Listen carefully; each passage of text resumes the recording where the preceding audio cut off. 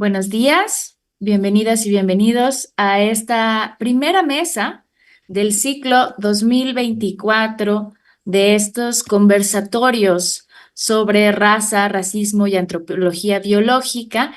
Este es el tercer año que tenemos estas sesiones coordinadas por el doctor Francisco Vergara, que quizás seguramente ya conocen, que es miembro de SURXE, nuestro seminario universitario de racismo y xenofobia, a cargo de la doctora Olivia Gal, y él es investigador del Instituto de Biología de la UNAM.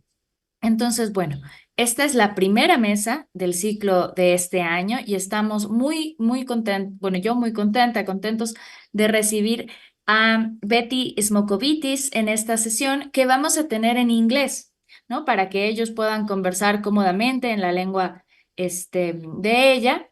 El objetivo de este ciclo, quizás ya lo saben, ha sido desde hace un buen rato, ya esta es la entonces séptima mesa, ha sido conversar con especialistas internacionales que principalmente desde la antropología biológica han reflexionado sobre problemáticas contemporáneas del racismo en la ciencia y también, y muy importante, las posibilidades y necesidades de construir una sociedad y un quehacer científico antirracista.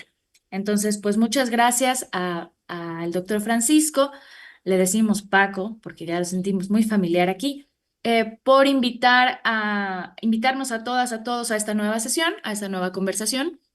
Entonces, bueno, se estará transmitiendo por YouTube en el canal del CEICH. Muchas gracias a quienes nos apoyan desde todo el aparato logístico del CEICH para hacer esta transmisión. Y ahí van a tener la mesa guardada y ojalá podamos tener una traducción con subtítulos en esa transmisión en algún momento de este año. ¿De acuerdo? Entonces, bueno, ya voy a hacer esta misma presentación en inglés. Welcome, Betty, to this is the seventh conversation in this cycle of we call it conversations about race, racism, and biological anthropology that is coordinated by el Dr. Francisco Vergara Silva.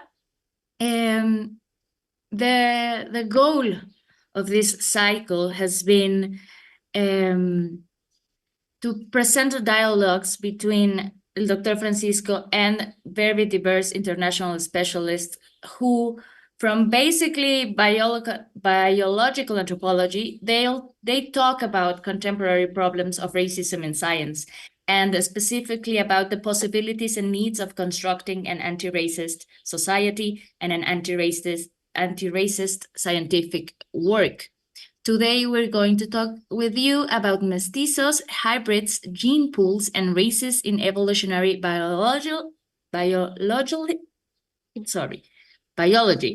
And I'll turn the microphone to Paco so he can introduce you to us. Thank you very much.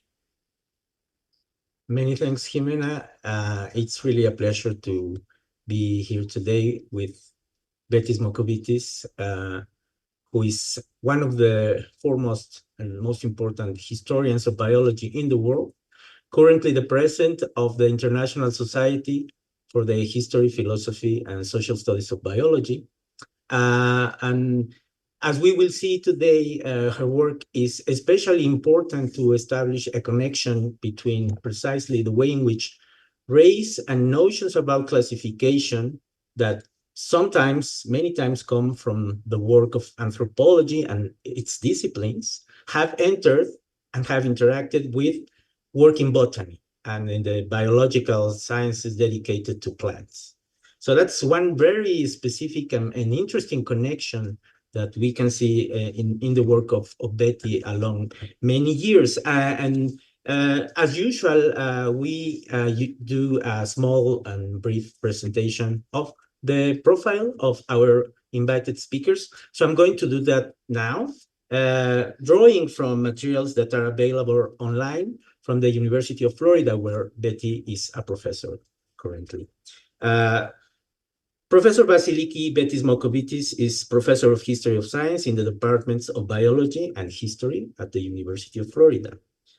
She's also an affiliate of the Biodiversity Institute and also has connections to the Department of Gender, Sexuality, and Women's Studies and the Center for European Studies.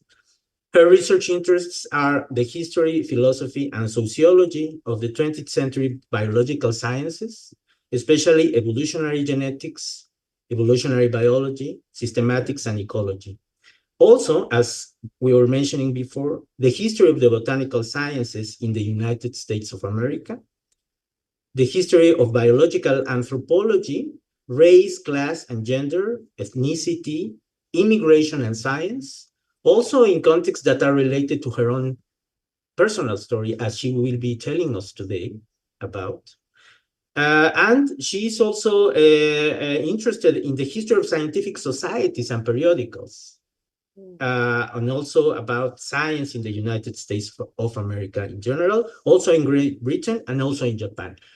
As a matter of fact, one of the most recent projects of Betty is related to a very interesting connection, again, with botany, Japan, and the United States, as she will tell us later on. And finally, the historiography of science, biography, and intellectual and cultural history are among her research interests.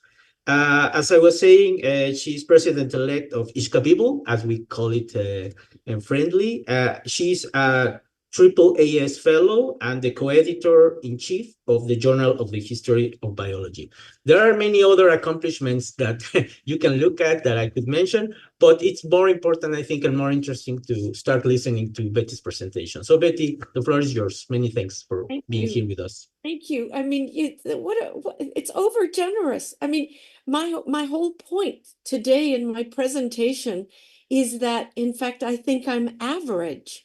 And it's from a position of being absolutely average that I feel confident to be able to speak as I do, because I don't think my perspective is in any way unique, distinct, my experiences. I think they represent a generation of historians of science. But before that, I want to thank you all for being here. It's good to see you, Marco and Alejandro. I know you too, but I don't know everyone else. I'm going to do something very casual, and that is, we discussed it with Paco. I mean, Zoom meetings are very difficult, especially when they're longer. So I don't want to bore you with a formal paper, and I didn't want to do the usual PowerPoint, because all I ever show on PowerPoint are photographs and book covers, especially for a talk like this. I would rather take you through this kind of personal journey and my own discovery of the importance of race in the history of biology, how I had to learn all about it, and the various projects that opened my eyes to what is now, I consider now, absolutely central. And if you want to talk about building a more just society, as Jimena, you were saying, I don't know how we could write the history of biology. I mean, there's a certain measure of, personal atonement where I feel a little bit guilty because it took me so long. But again, it is what it is. We've got to be very honest about how we come to our subjects of study. So let me just start by saying part of my methodology, it's a personal thing. I tend to be reflective. I'm a historian. I do not understand people who are not reflective, who don't think about the past on its own terms. But I also methodologically use a reflexive perspective. Having done a lot of work with historiography, I have learned to hide that, because people do not like historiography for the most part. They don't want to see methodological discussions.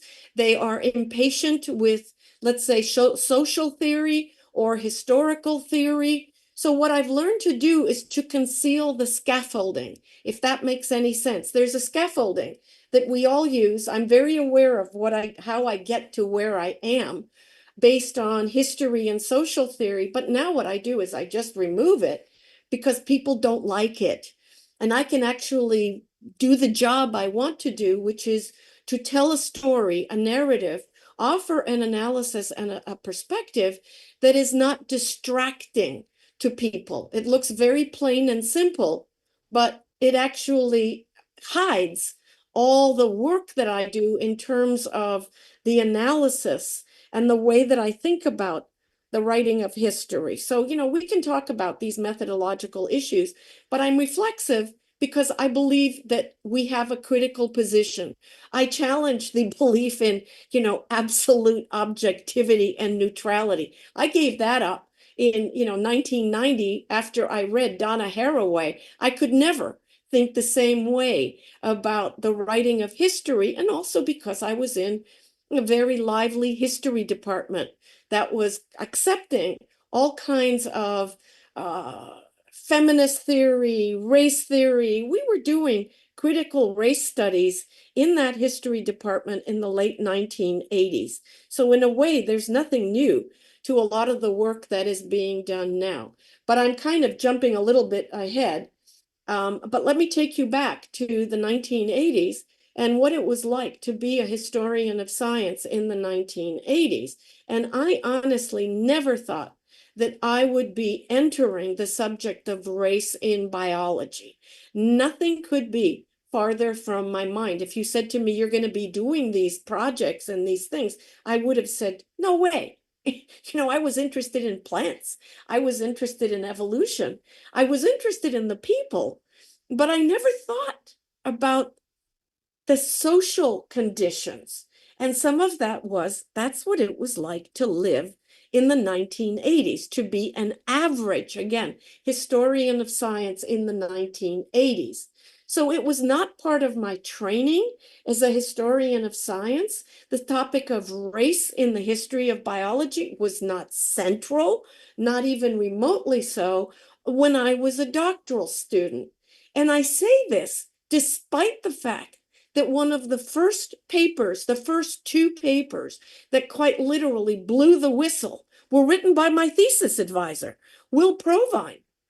And I knew this, and I can remember him saying geneticists were morally bankrupt, quote, bankrupt. It was one of his favorite terms when he wrote this paper in the journal Science, of all places, and he exposed geneticists and their attitudes towards race and to race crossing, and then followed it up with another paper in the American Zoologist. But most of us were focused on Will's work on Sewell Wright. And we were interested in what we used to call the internal details, the way that the science developed as though it were independent of science and culture. And one of the most interesting things about Sewell Wright and evolutionary biology, this book, is that, it's this big, thick, 400-page book, and there's only 2 pages devoted to his belief, to Wright's belief in panpsychism, which is one of the weirdest things that one could possibly believe. And, I knew Will Provine. He was my advisor, my friend, my mentor. He just wasn't interested. And he was not alone. It was not considered central. And I don't know how to convey that to everybody here who's younger than I am, because this is how history of science was done. What attracted us to the subject area in the first place were the actual scientific ideas, and as though they followed this absolute logic. And so that the personalities, the context, the politics got into the science and disrupted it. Not that it was an integral part of doing science. And I want to come back to that perhaps in the discussion. It's very hard to explain it to scientists, even today, that politics is actually in there. It's always there. What made us think that it was independent of that, or that it somehow disrupted it, is the way that I now frame the whole subject area. So in any case, there were other people. There were people like Gar Allen, who was also trying to do similar kinds of work. There were some, but again, even Gar even Gar, who was the most, the Marxist, the most politically engaged of all historians of biology, he was interested in Thomas Hunt Morgan, who descended from a slave-owning family, by the way, right? Kentucky, white male. But, you can read the evolution of Gar, right, in his work, and you can see how he grew in a similar kind of path and tradition as we all did. So in any case, it was a marginal topic, something that was there, that was being explored, but somehow disruptive, somehow distraction. We were taught to be like horses, walking like this, with these blinkers. We had to finish our dissertations. We had to do technically precise work. We could not explore. We could not ask those bigger questions because the focus, again, was on internal history of science, history of ideas. To make a mistake in the scientific content of your paper was literally a crime. It was embarrassing. So that's what we were trained to focus on. So again, we were blinkered. It's not that we didn't know it was there. We were wearing these guards that kept us focused and thinking about the history of science in a very narrow way. And again, I view science as a deeply political project. I now put the politics ahead of the technical ideas. That's kind of my own preference. I also remember, because I was a graduate student at Cornell from about 1981 until 1988, that we had a visitor come to the campus, Nancy Steppen. Do you know who Nancy is? Have you read her work? And Nancy gave one of her work is on eugenics, the most famous work. And race, exactly. I mean, she's done work on Latin America subsequently, but this was her first. In Brazil, for instance. Yeah, and this was a talk that she gave to the colloquium that included the graduate students. And guess what we talked about after she was gone? The question we asked is, was this history of science? Or was it something else? Because there was so much politics and society in it that it seemed to not be history of science as we knew it.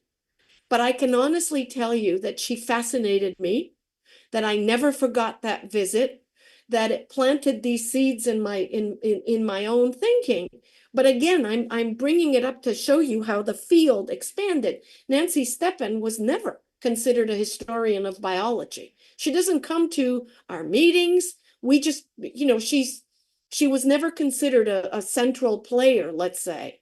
But again, to convince you that the world was very different in the 1980s body of scholarship. So, was it really legitimate history of science? And almost everybody who was delving into the politics of science, into eugenics, was not thought to be doing history of science per se. Some of this was the Cornell conservative tradition, I think, but I actually think it was actually at Harvard. It was at Yale. It was at most of the centers. Keep in mind, please, that as far as history of science went, there were very few international communities at the time. We were all separated. And the Americans tended, and some of it wasn't easy to get around. We did not have Zoom.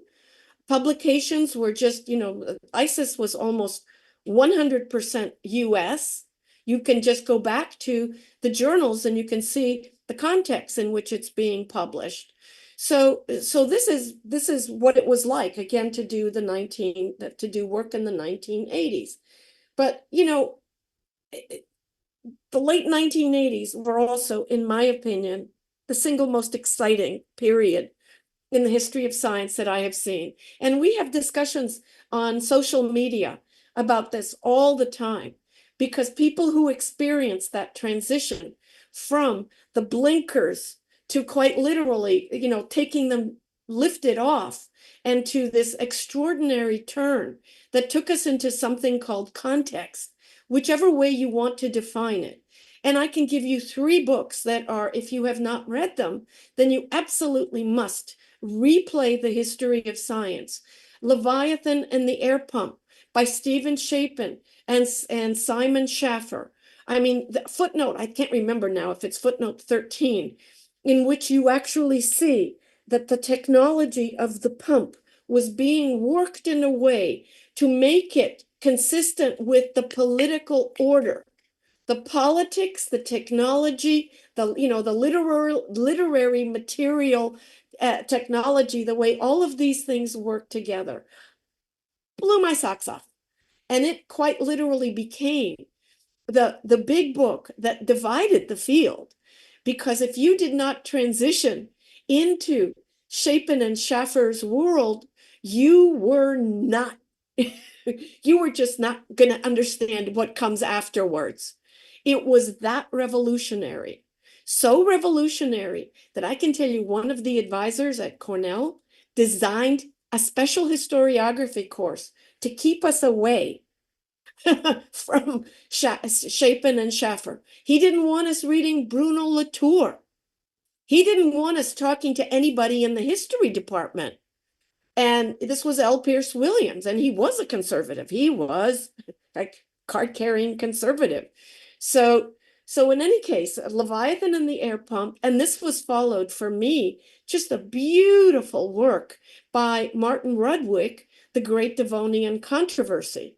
And that book dealt with, I mean, the structure of the book, the writing, the depth of the research, the imagination that he used, looking at things like communication. How did Victorians communicate? How long did it take to get a letter from one part of London to another part of London? Shipping routes, all these details that can really shape the trajectory of science and the way that science is done. And most importantly, it dealt with paleobotany. And my background was actually, I spent 2 years studying paleobotany. And that book was so revolutionary. There were sessions devoted to the Great Devonian Controversy, huge debates. And you know, again, following Shapin, Schaffer, Rudwick, and then finally in 1990, the Primate Visions, it's behind me on a special shelf. And that was to me, you know, like... and that's Donna Haraway, right? Donna Haraway. It was, you want to talk earth-shattering? I mean, it certainly shattered my worldview. I couldn't think the same way about race, class, gender, and the intersection between the three.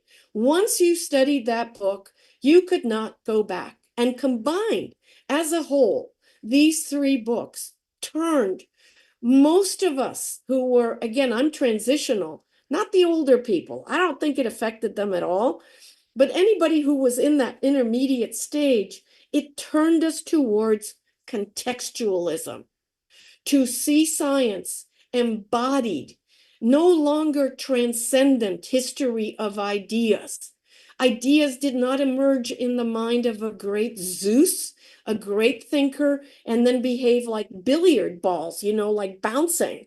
So that, you know, this old-fashioned idea that you would trace an idea from one point of origin, you know, in my mind, I used botanical metaphors, and I would see movement and different points of origin. In fact, why even think about origins?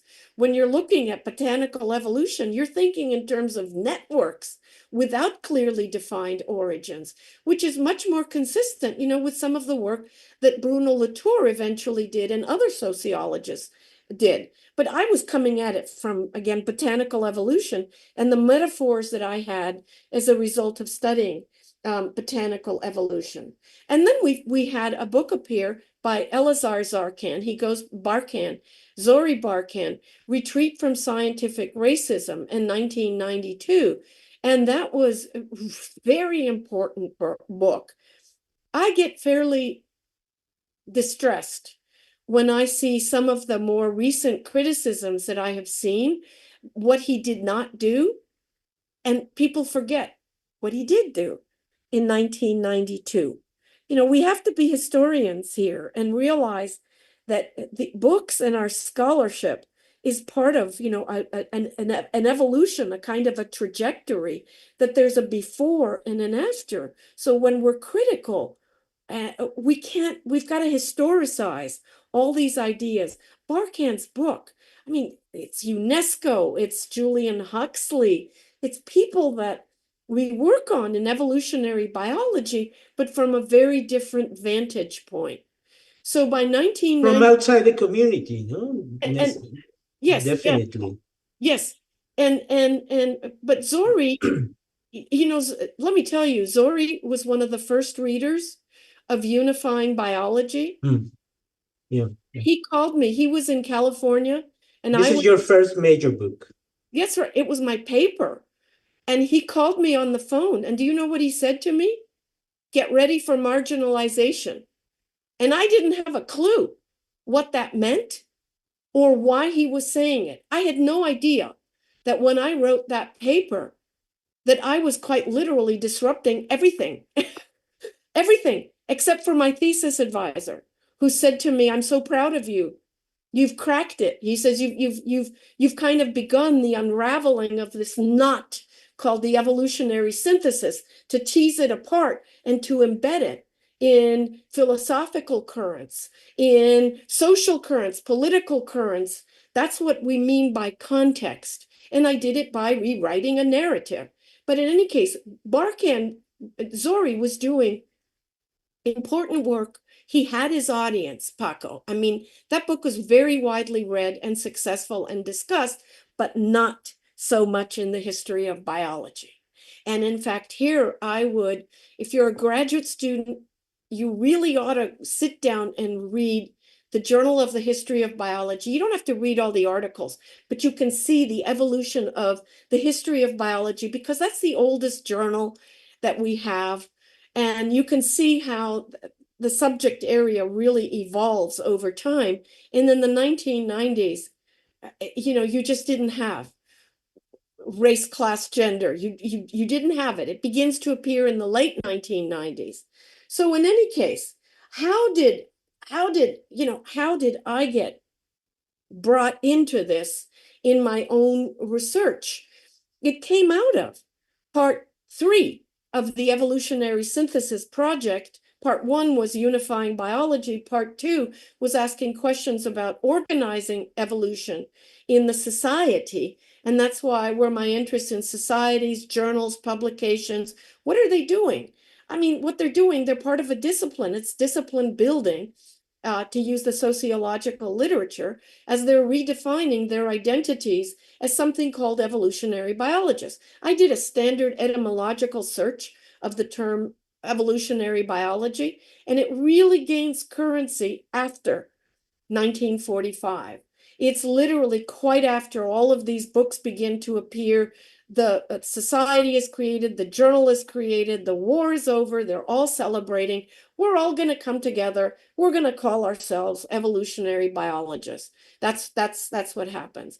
So part 3 was actually a curiosity project, and you absolutely must follow your gut feelings. And I said, what happened in 1959 with the Darwin Centennial? And I had the 3 volumes. I've got them still. I bought them at some used book sale. And I said, why is it they're dancing and they have these shows? And what are these papers about? And who is Saul Tax? And I decided, no grant, nothing.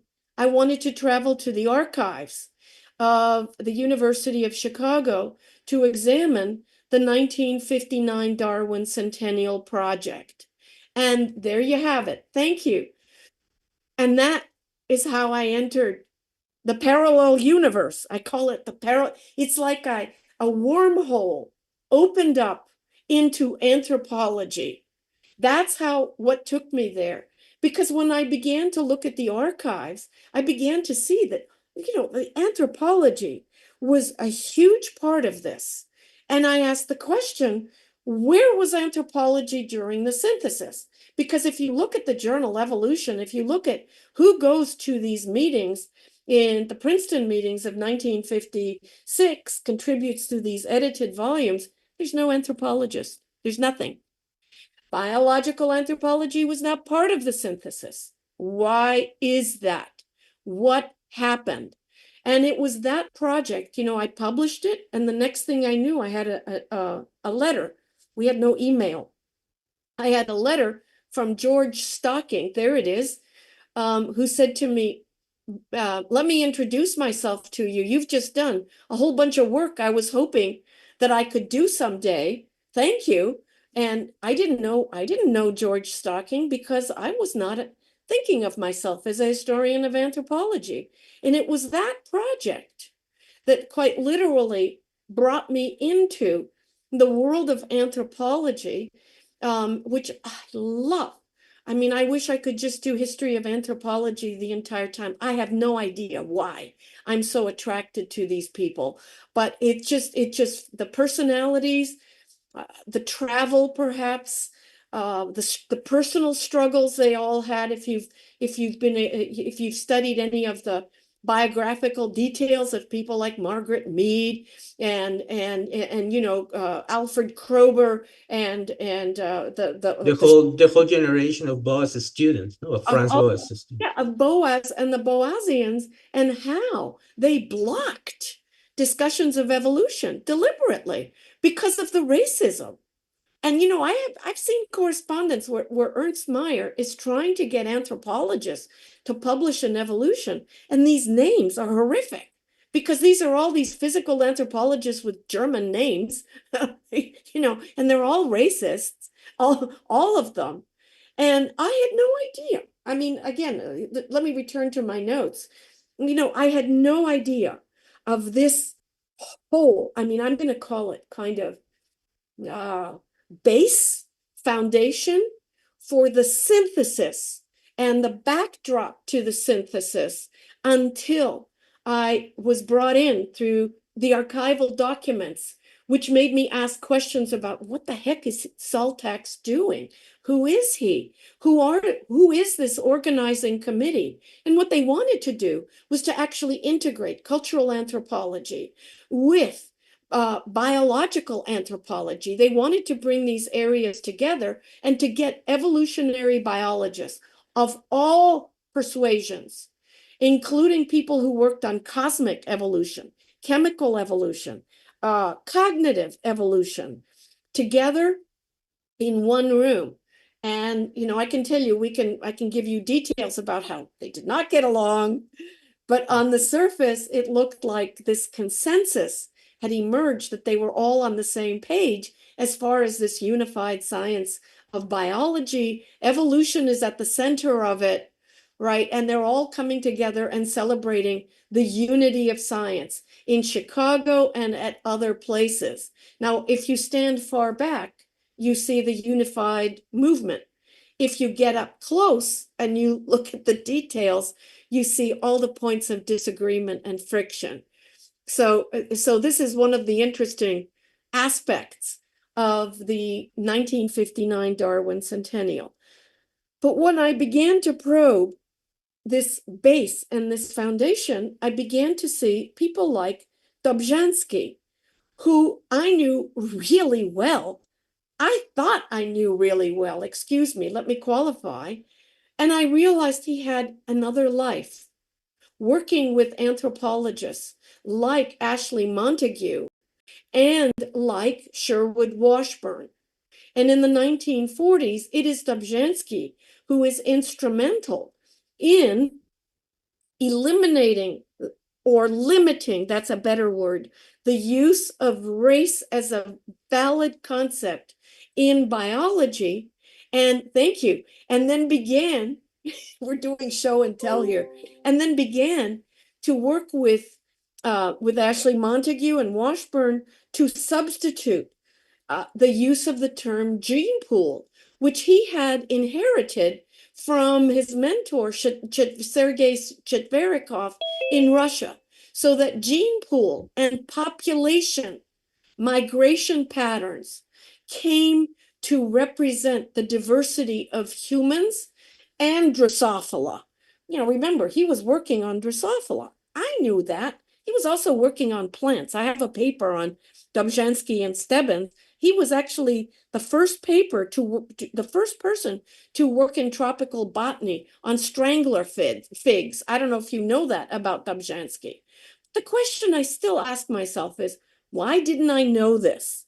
Why had I not, and it wasn't as though I was deliberately ignoring anything.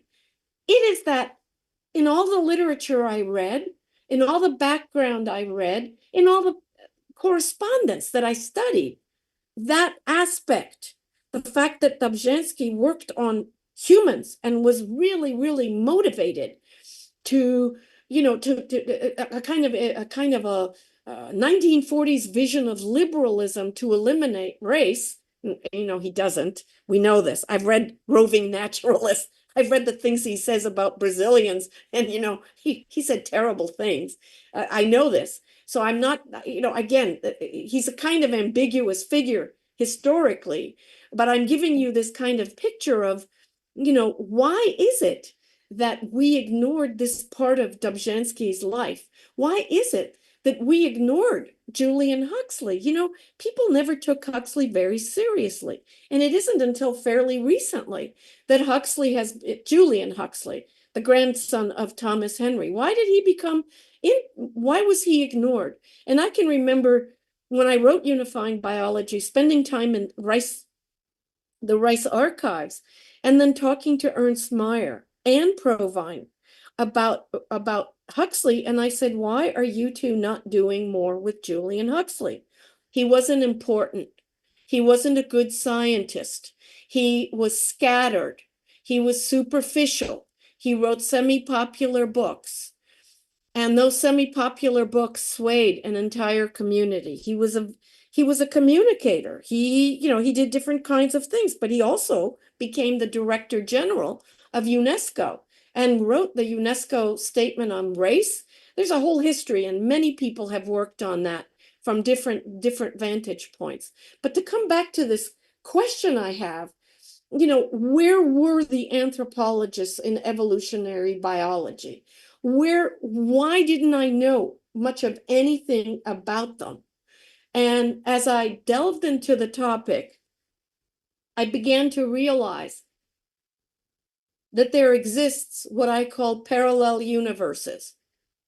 And I said this at an Ishkabibble meeting, and I had several people who primarily work on the history of the social sciences and the biological sciences come up to me and say, I've seen exactly what you're describing. There's these parallel universes of historians of evolutionary biology, and then there are historians of anthropology. And there's actually very little until fairly recently that brings the two actually together. And, there's work, John Marks, for example, right? Paul Farber. There's work, that I've done. And I can tell you, I gave the paper I wrote in Current Anthropology. I gave that to an audience that consisted of Michael Roos, Bob Richards, Ed Larson. Yeah, that one, Humanizing Evolution. And I gave that paper, and do you know what happened afterwards? Guess. Nothing. Nothing. Silent, void.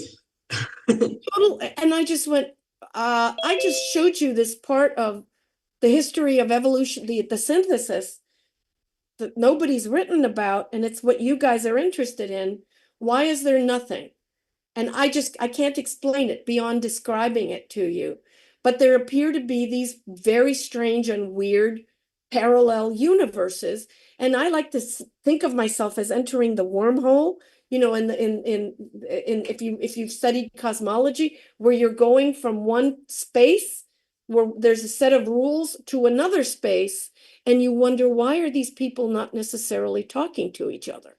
I eventually went to a Venner Gren conference, and I realized, again, this applied not just to historians, but it applied actually to anthropologists and evolutionary biologists.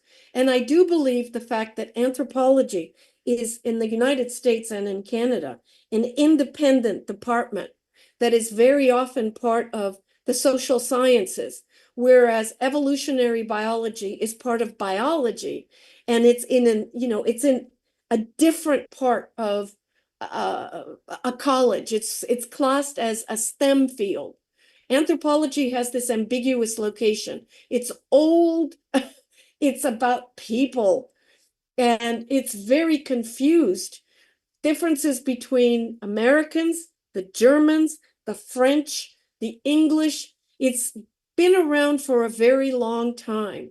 I think it's a fascinating history. And again, I would work on it full time if I didn't have all of these other kinds of projects. Okay, so I want to come back to when we, in our discussion after I'm done, to discuss this parallel universe, what I describe as this parallel universe. But now what I want to do is to move into plants and the fact that around 2007, people like Hamilton, the late Hamilton Cravens, who wrote, The Triumph of Evolution, the Triumph of, I forgot the title. That Triumph of Evolution was actually Michael Gieslin's book, but Ham and Paul Farber invited me to give a paper on plants and race. And I said, there is no such thing. I can't do it with my people. My people being plant evolutionary biologists. And they said to me, well, go ahead and say that. Make that the point of your paper. We want it.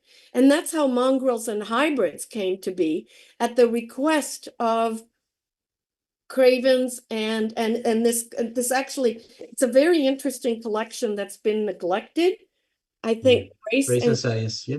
Yeah, it's got some really interesting papers, including one by Melinda Gormley. And what I did is to pull up this image that comes out of Jens Claessen's. And you don't need to know what all of these pieces represent. That's a model. That's a metaphor or a diagram illustrating plant evolution. Yeah. Which, by the way, is the image that we use in the poster. In the back. So that everyone knows. Yes. In the background, yeah. Because when it came to plant evolutionary biologists, that network and those nodes, the anastomosing, reticulating, right? The network-like approach where you have hybrids coming together and creating, I don't know what to call them, these intermediate forms. Nothing's intermediate. To say it's intermediate implies that there's something there that's basic, like there's one and the other, and then you get an intermediate form. That's really not the right way to think about plant evolutionary biology, because again, you're thinking typologically. So despite the fact that botany has some of the greatest typologists in the history of science, by this period of time, the people who were working on mechanisms of evolution in plants using the science of genetics were actually anti-essentialist and not typological, and did not agree with a lot of the work that people like Ernst Mayr was doing. And Ernst Mayr and Edgar Anderson, who's really one of the brilliant figures in the history of 20th century evolutionary biology, disagreed on the importance of introgression.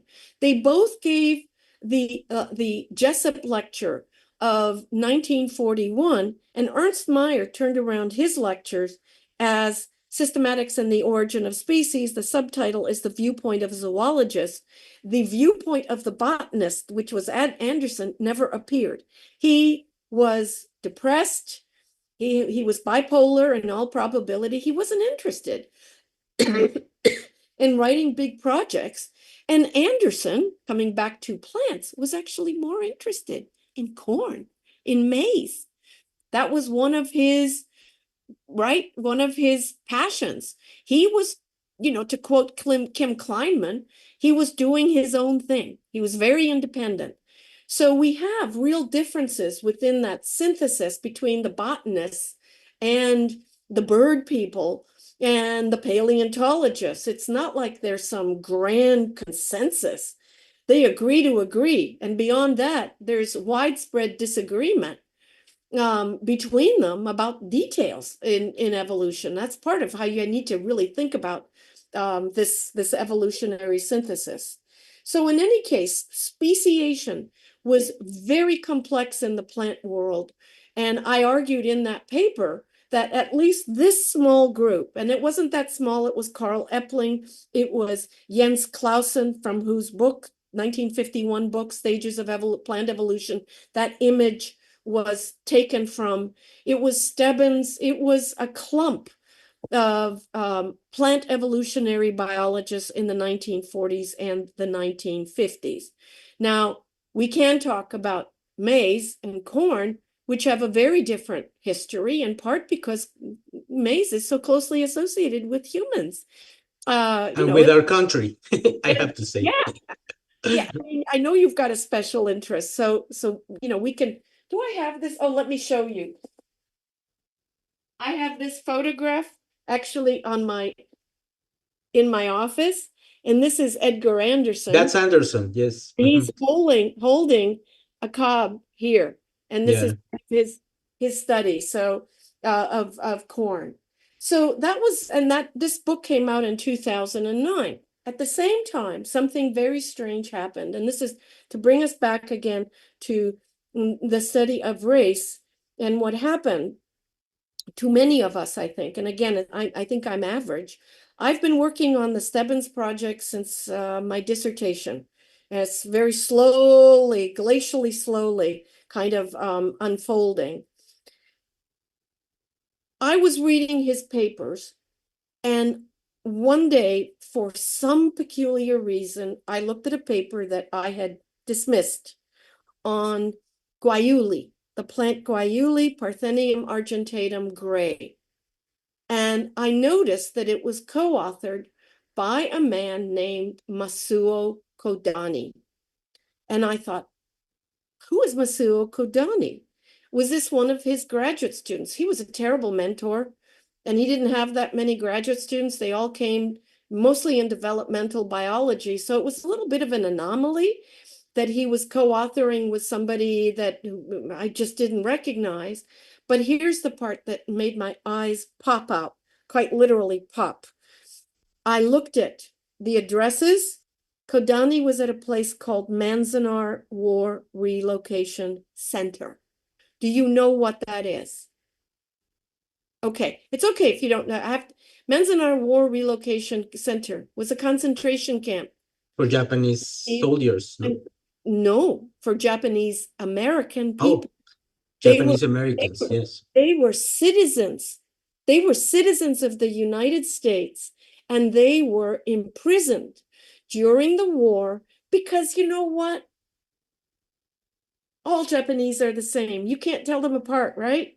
Doesn't matter that they were born in the US. I'm tongue in cheek. I'm being sarcastic. So it doesn't always, I want to make sure you know that I don't espouse this view. This is how they were perceived.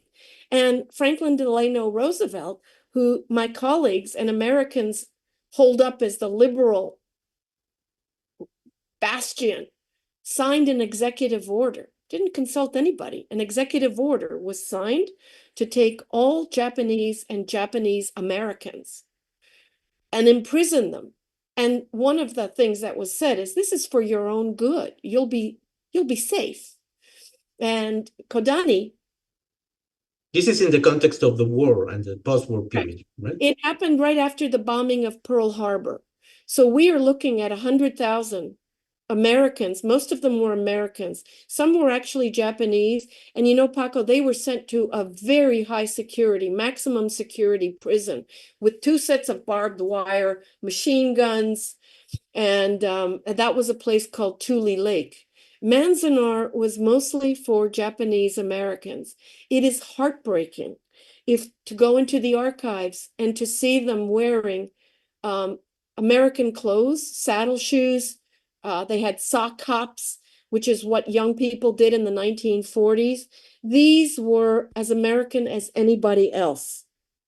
And they were imprisoned, their lives disrupted, their property stolen. Things were taken from them in one of the great injustices in US history that has actually been, it's not eliminated. If you're a historian, you know it. But it's not part of the American consciousness and imagination.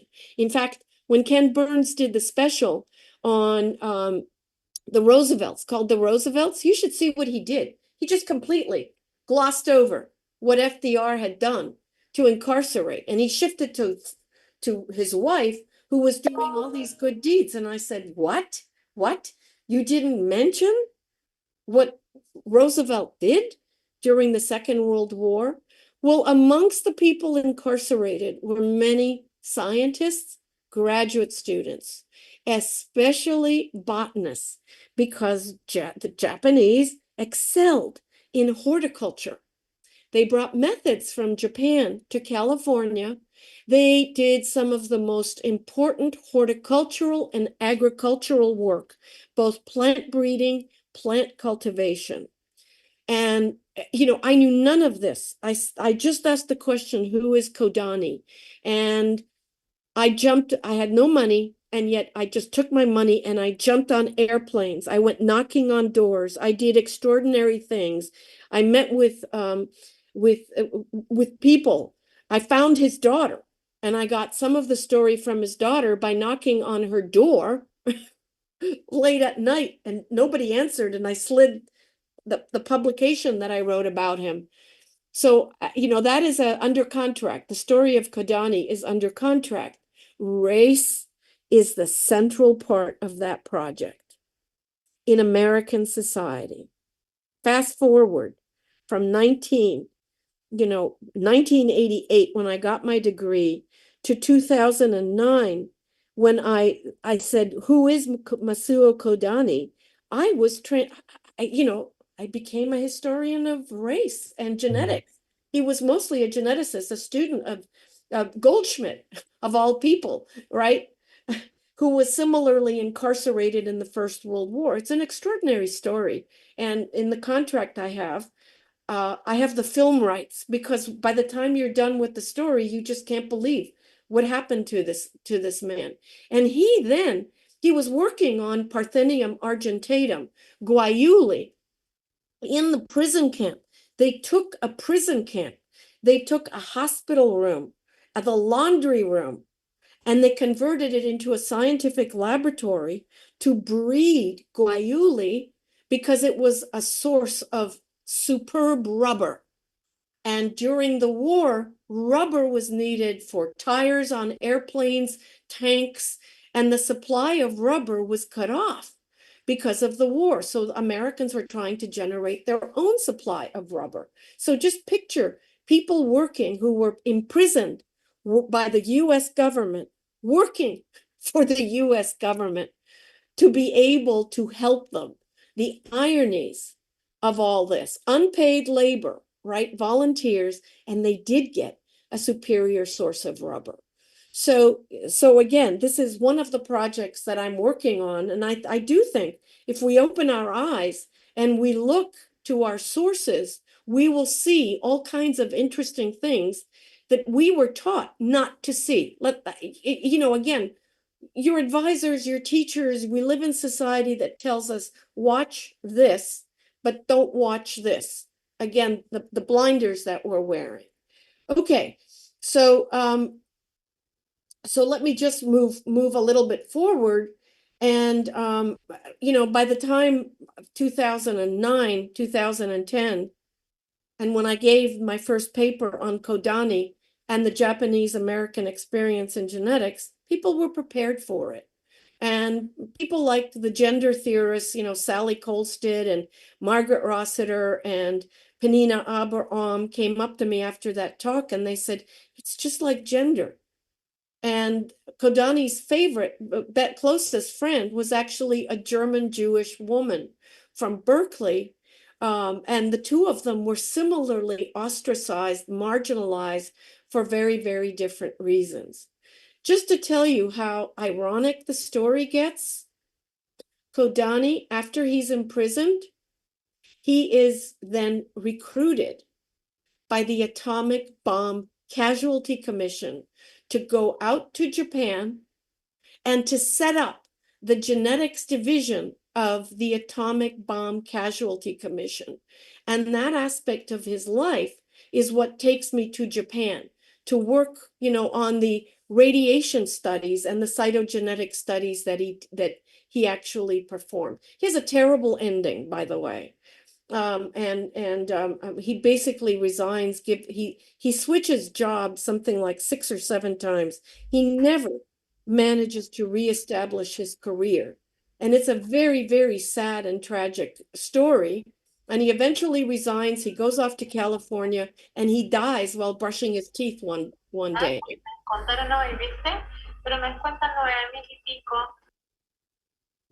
Somebody is okay, doesn't matter. It's Sorry. Yeah, you can continue.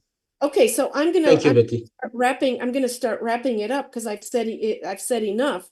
But again, we've got race and plants appearing in a very different way. I had no idea that there were groups of people who specialized, who saw plants in a very different way, and that, you know, this racism would eventually, quite literally, disrupt an entire community of scholars and people who were actually, they were American citizens. That's the part that's hard to understand.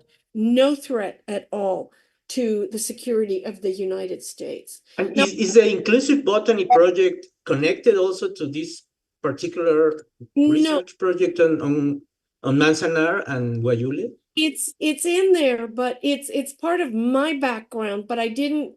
Inclusive botany came. I'm going to get to this next part. So by the time, you know, you were around 5, 6, 7 years ago. I don't need to tell you that the study of race more and more became of interest, race, class, gender, and abilities. Finally, we've got abilities entering the, you know, the kinds of prisms through which we can understand the past.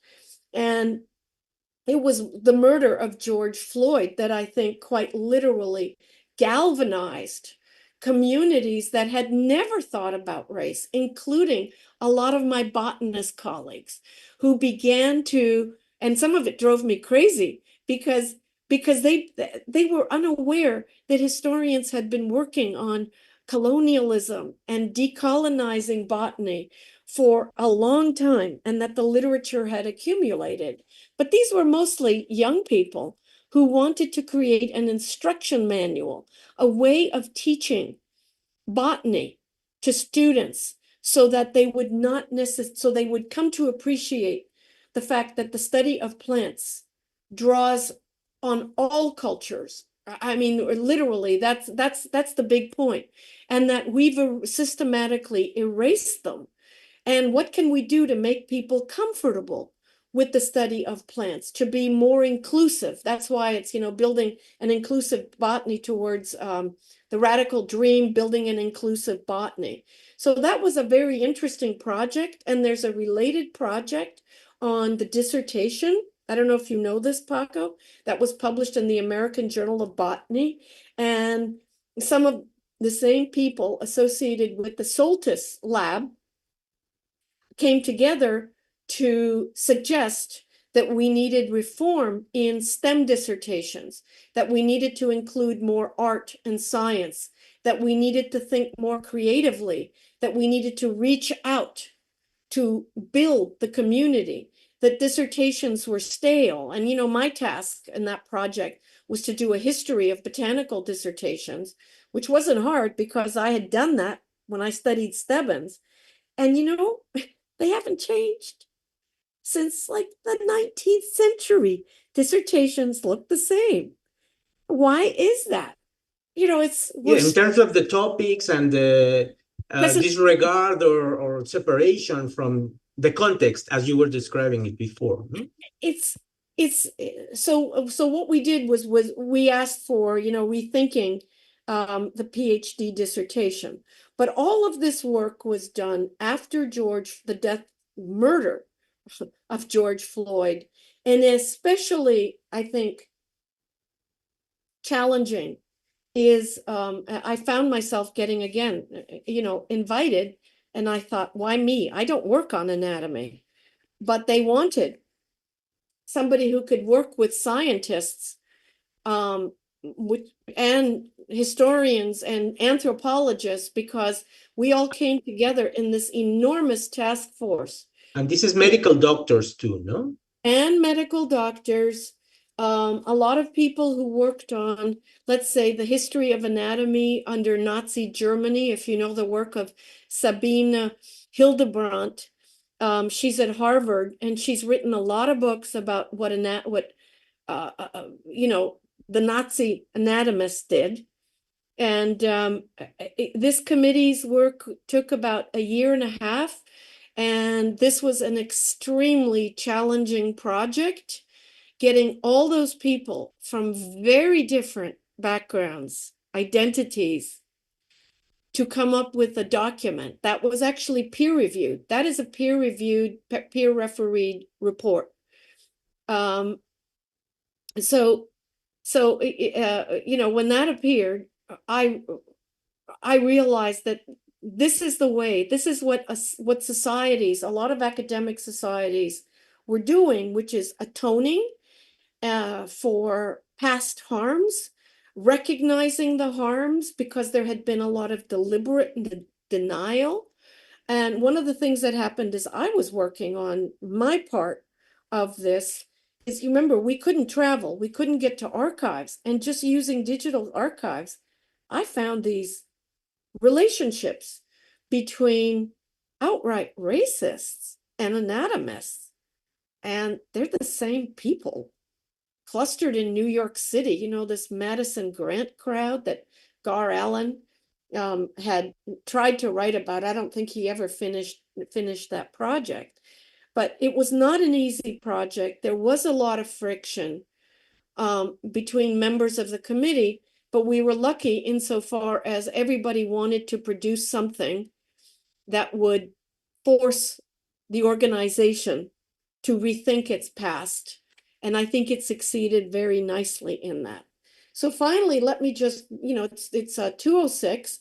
So before closing this formal part of the presentation, I also want to point you to another book that came out in 2017 that actually bridges that parallel universe. In fact, when I reviewed it for the American Journal of Physical Anthropology, I described the parallel universes.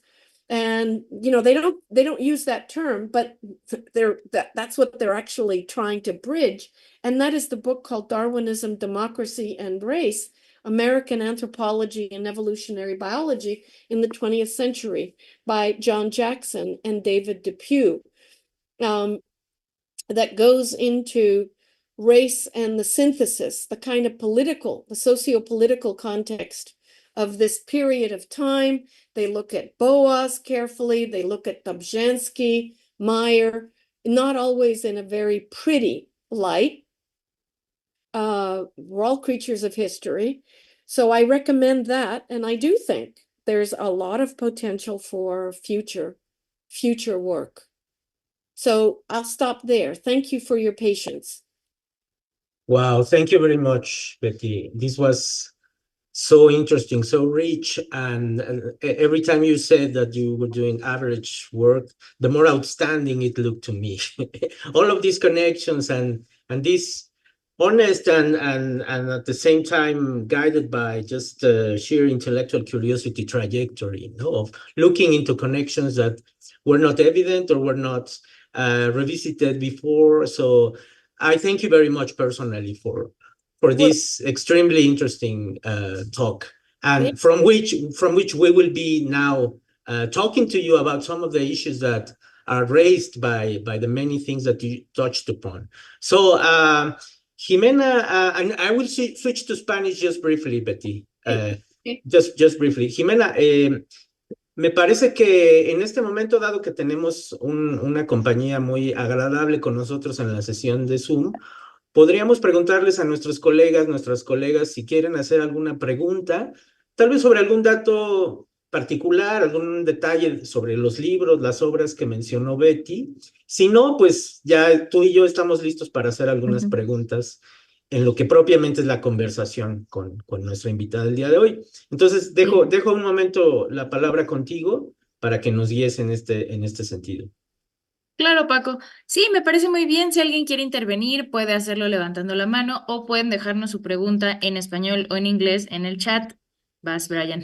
Claro, Y entonces haremos un esfuerzo por traducírsela a exacto. Betty Si y preguntan en hacemos como... español, traducimos al inglés. Exacto, sin problemas. Y podemos también hacer como momento de preguntas, devolverte la palabra, Paco, para hacer algunos intercambios con Betty y hacer Claro. otra ronda al final, por si por ahora Ujú. no se les ocurre algo, lo pasamos al final, ¿sale? Sí. Entonces, pero muy bien. Y thank you very much, Betty. It was very interesting, a very personal point of view of your work. So thank you so much. Let's hear Ryan here. Thank you, Jimena. Can you hear me? Yeah.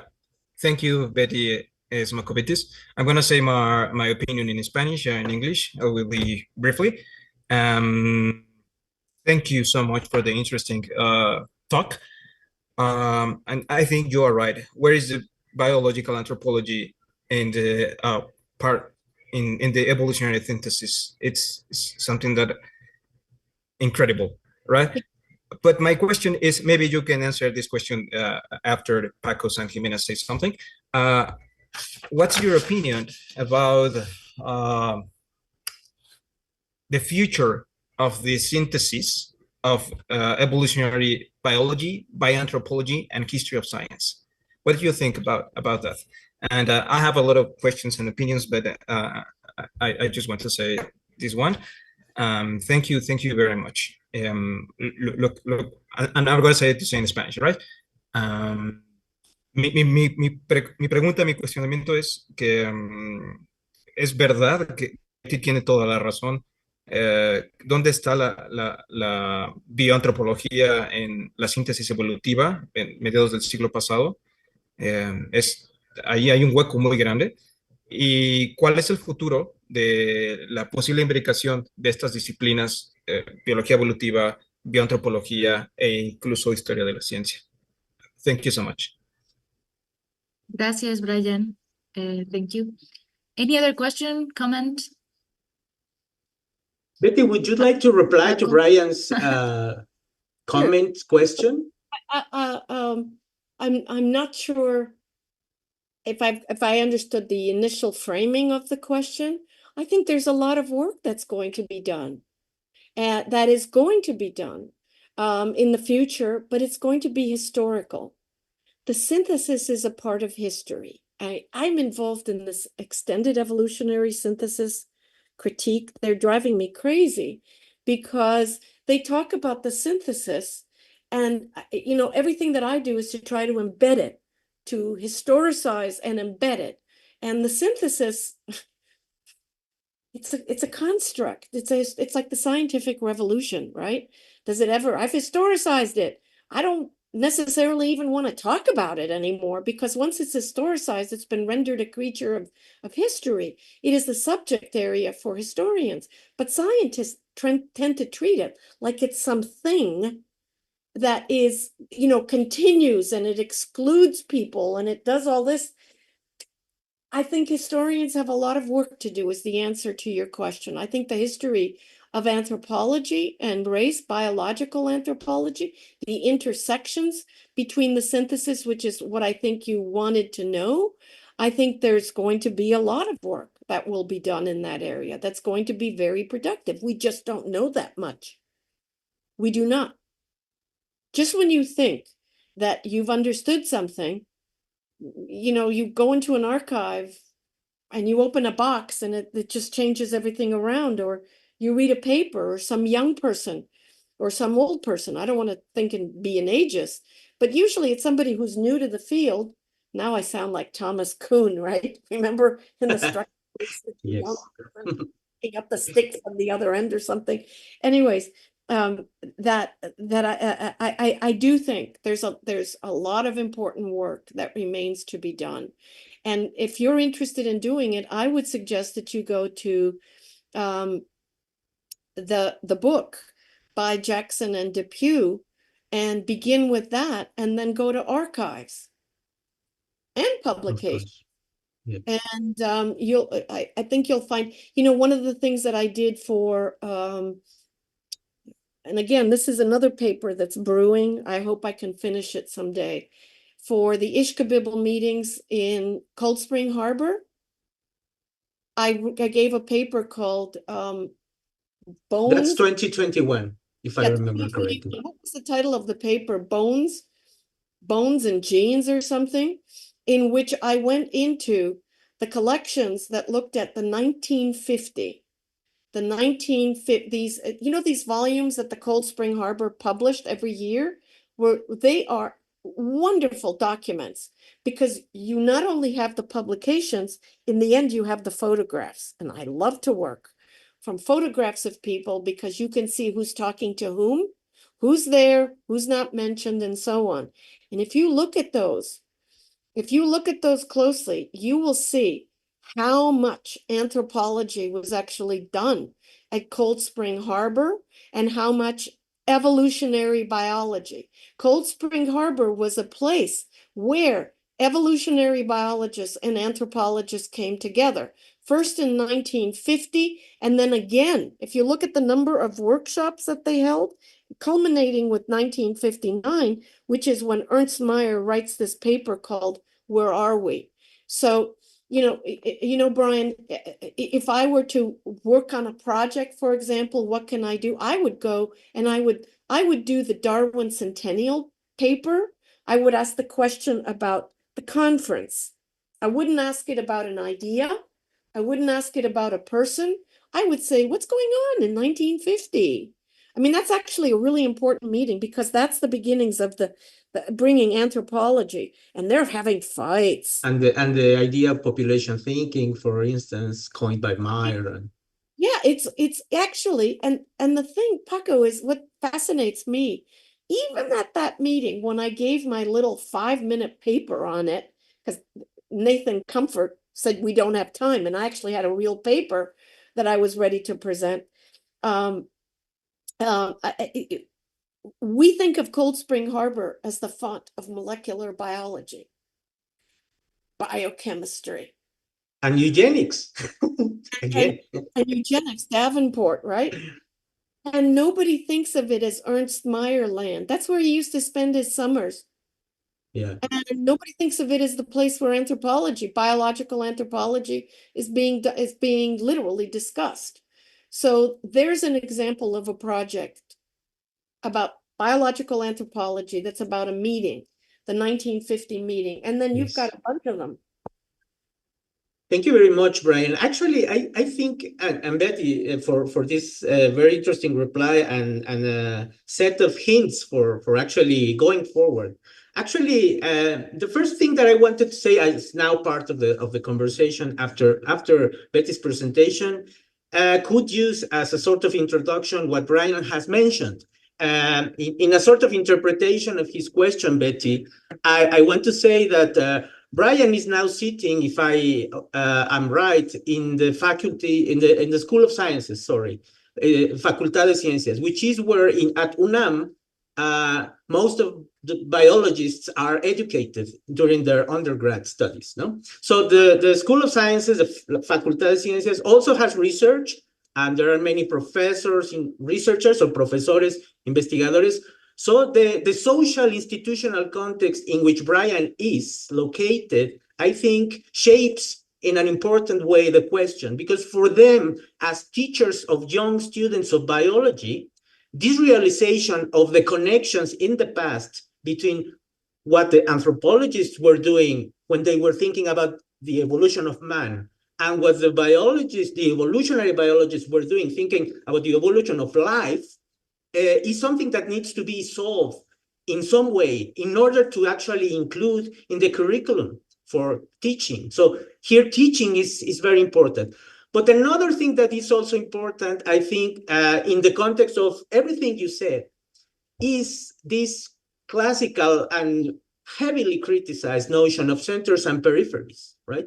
So just to put everybody on the same page on this, as part of what I have just interpreted in Brian's question, we have the situation in which the metropolitan centers that produce knowledge about evolutionary biology, biological anthropology, and so on and so forth, usually are the sources of frameworks and ways of doing research that are now diffused, if you wish, no? to other places, other locations, geographical locations. So in the case of the relation between the United States of America and Mexico, this is such an intense relation, right?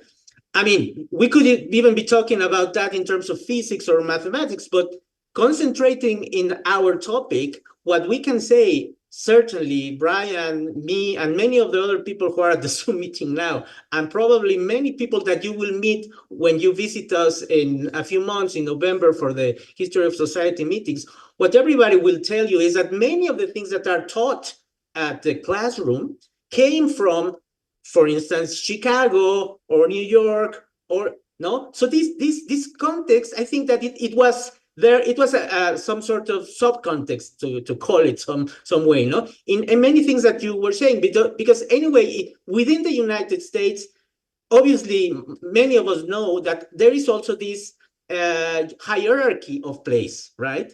So some of the, Ivy League universities, in a way, are the centers of peripheries that are probably universities that are not so important or don't have much budget or something like that, no? But at the international or transnational level, we have this connection, and certainly when we talk about the specific topic of plant sciences or plant biology or botany, or to use any of the other, labels that we could use that involve the scientific study of plants, but also of humans, and there we could even include something that's called ethnobotany, for instance.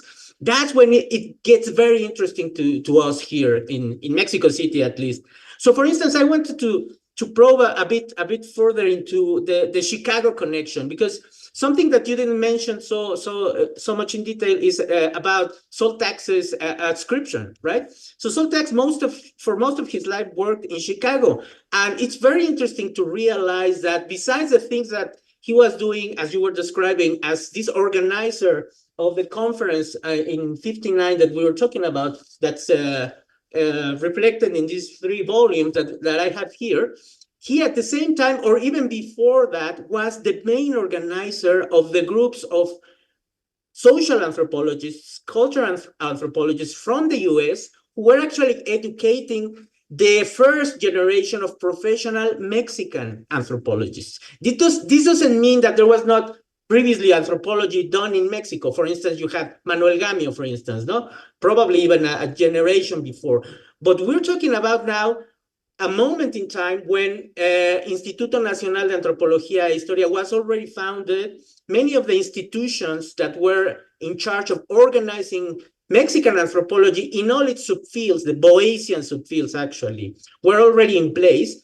Soltaks was such a critical figure in intervening in the way in which, frameworks for research, methodological ways of collecting data in the field and so on and so forth were to be done, no? So Soltaks is definitely also a very important figure to connect US and Mexico within the context of centers and peripheries, or an alternative to that context, no? So that complexity is something that I would like very much to listen to your perspective about it. Also, Huxley and Mexico, again, no? Huxley, you were mentioning, for instance, some of the books that he wrote that were the reason for the dismissal from Meyer and other of the evolutionary biologists of the time, no? So Huxley is a very interesting character because he and the family, were interested, for instance, in how medicinal plants or plants with hallucinogenic properties could actually work, no? And that's again a connection between botany and some of the main figures of evolutionary biology, no? And certainly these trajectories that you were describing about the different disciplines lead us to talk more, I think, about how to study currently precisely these national or transnational trajectories of biological anthropologies, now in plural, that have been developing not only in the US, in Germany, France, the United Kingdom, the so-called global north, as some people sometimes calls these locations, and the global south, no? The way in which, for instance, places like Brazil, places like Colombia in South America, but maybe also many other places that we don't know much about in Asia, in Africa, even in Oceania, no? So I'm talking about Australia. By the way, Warwick Anderson would be a person to think about, no? In this particular context. I don't know also if you would have something else to say about how to interconnect all of these different trajectories, disciplinary trajectories that bring together the disciplines that we were talking about today.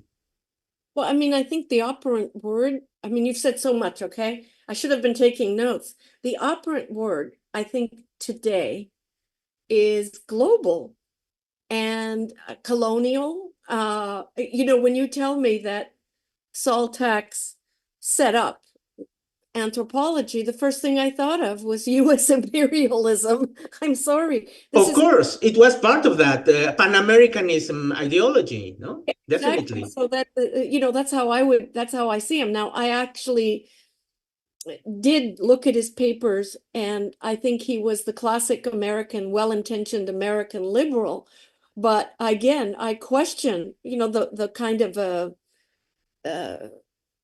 it's like a lot of the botanists who travel all over the world and they're looking at plants, but they are inadvertently serving as the agents of empire.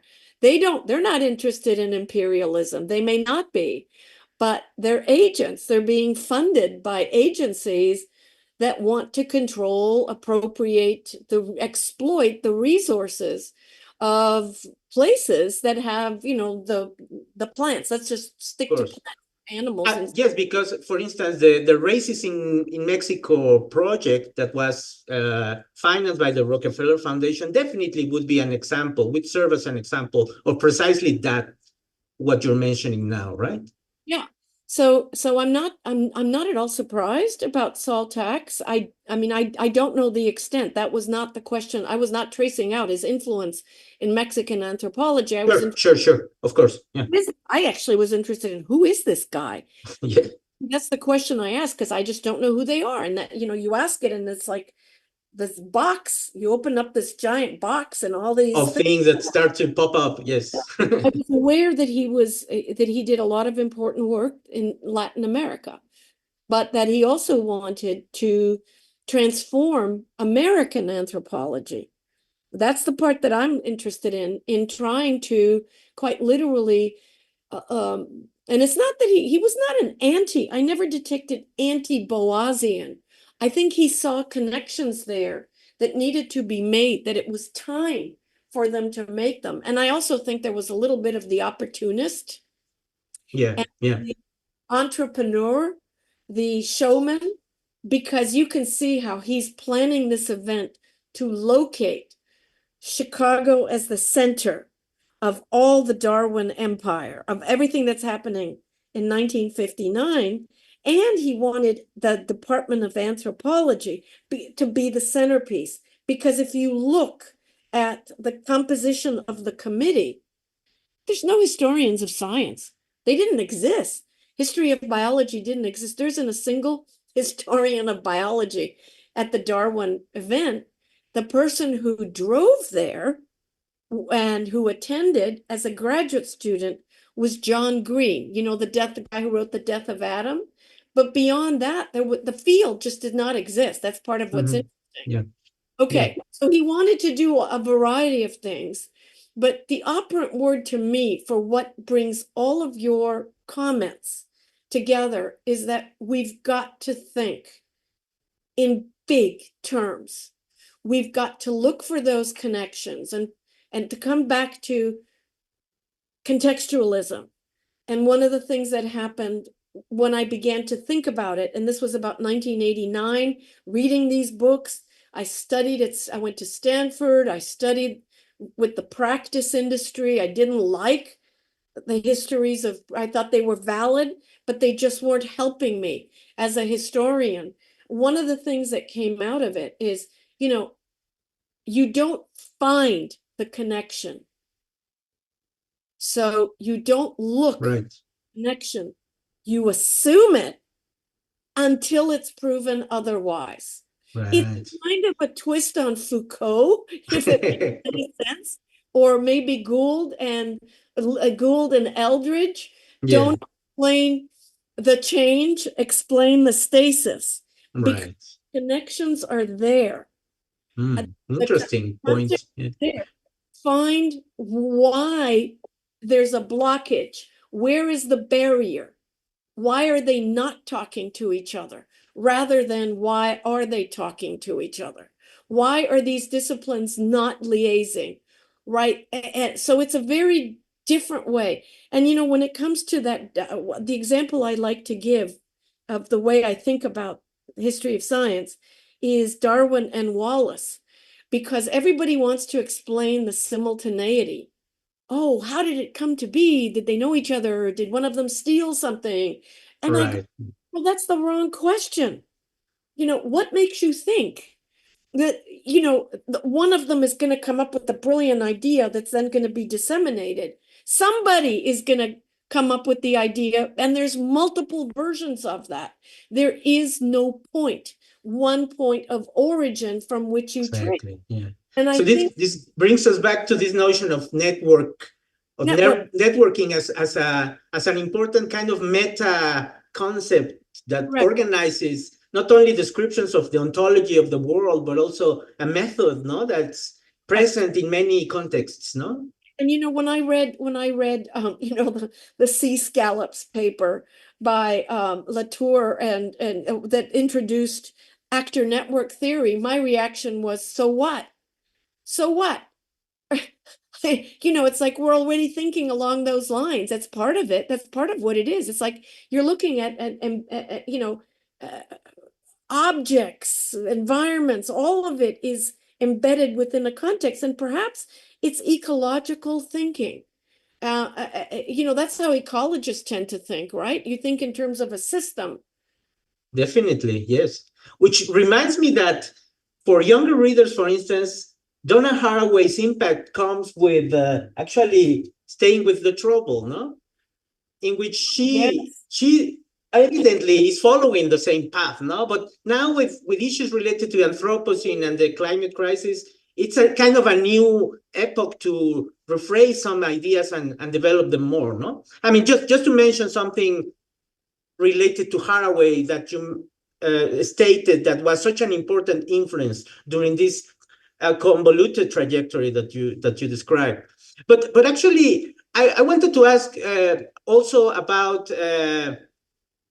maize in particular, right? Because again, no, it's something that's of particular interest to us. So in very general terms, even when we talk about these interdisciplinary connections between our seminars, SURXE, Seminario Universitario Interdisciplinario sobre Racismo y Xenofobia, we have social scientists talking with the biological sciences people, and many times we hear this connection or this comment about, well, it's just that in our disciplines, as you were saying before, there is this rejection of evolution, no? And we don't talk in those terms, no? It's the Boasian heritage, so we think it's good, and that's part of the sometimes misunderstanding or just segregation of academic worlds, no?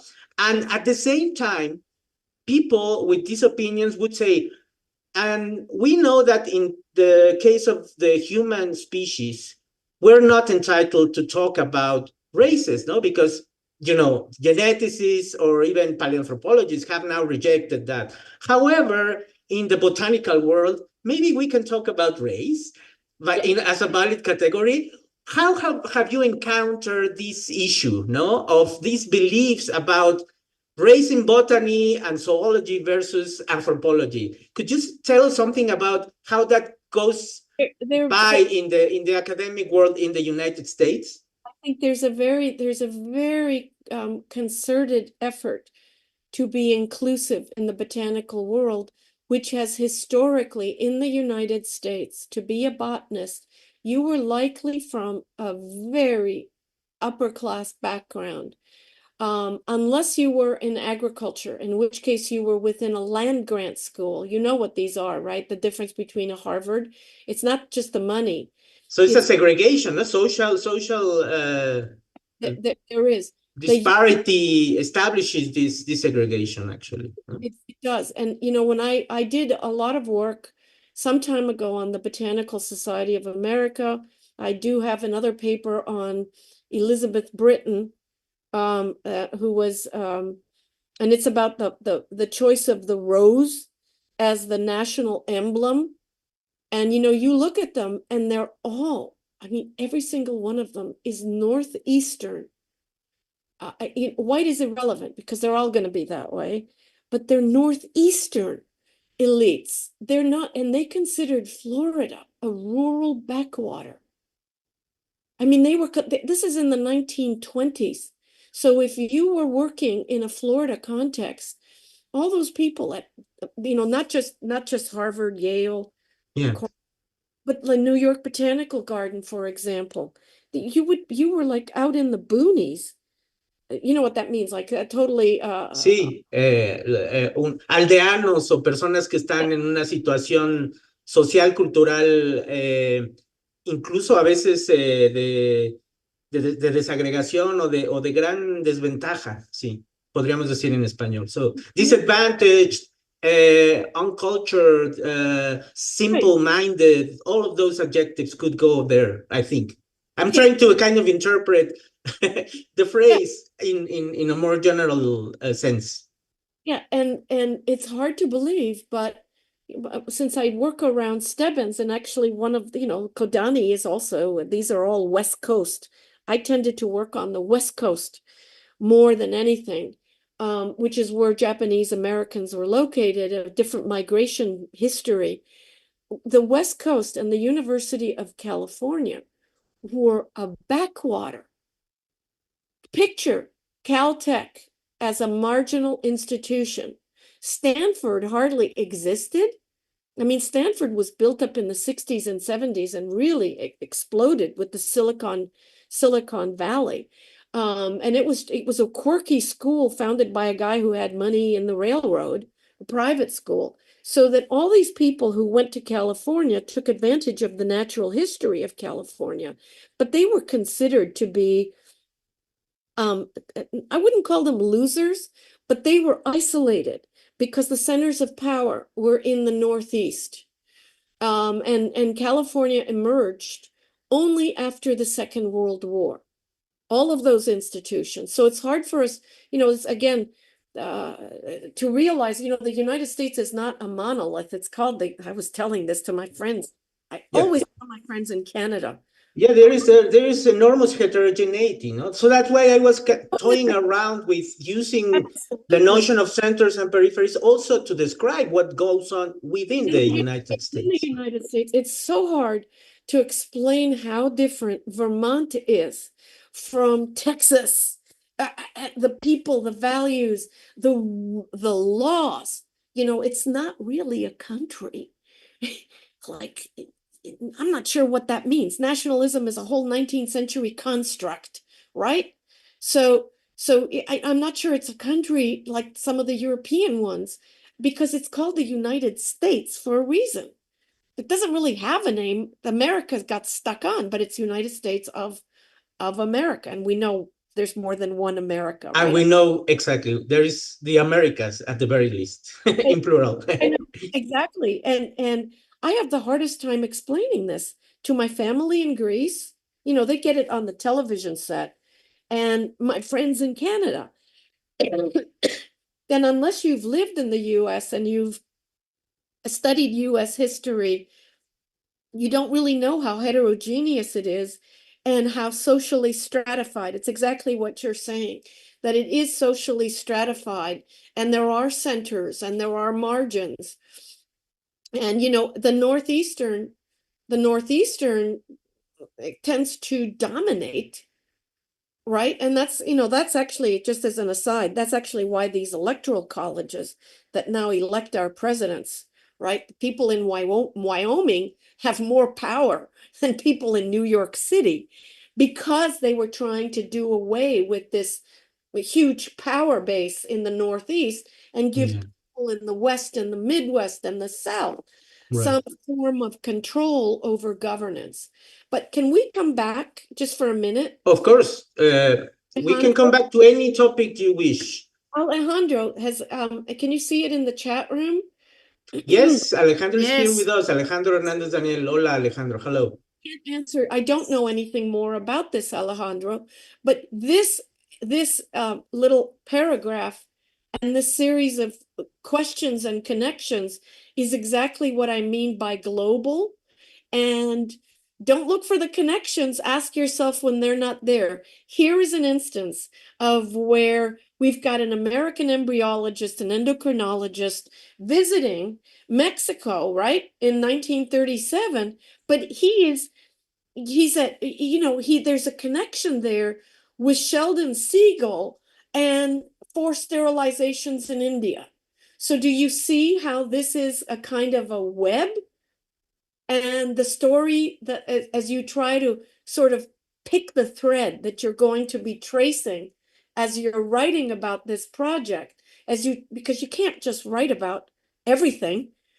The writing itself is what will limit us. The paper itself will limit what we are able to weave together.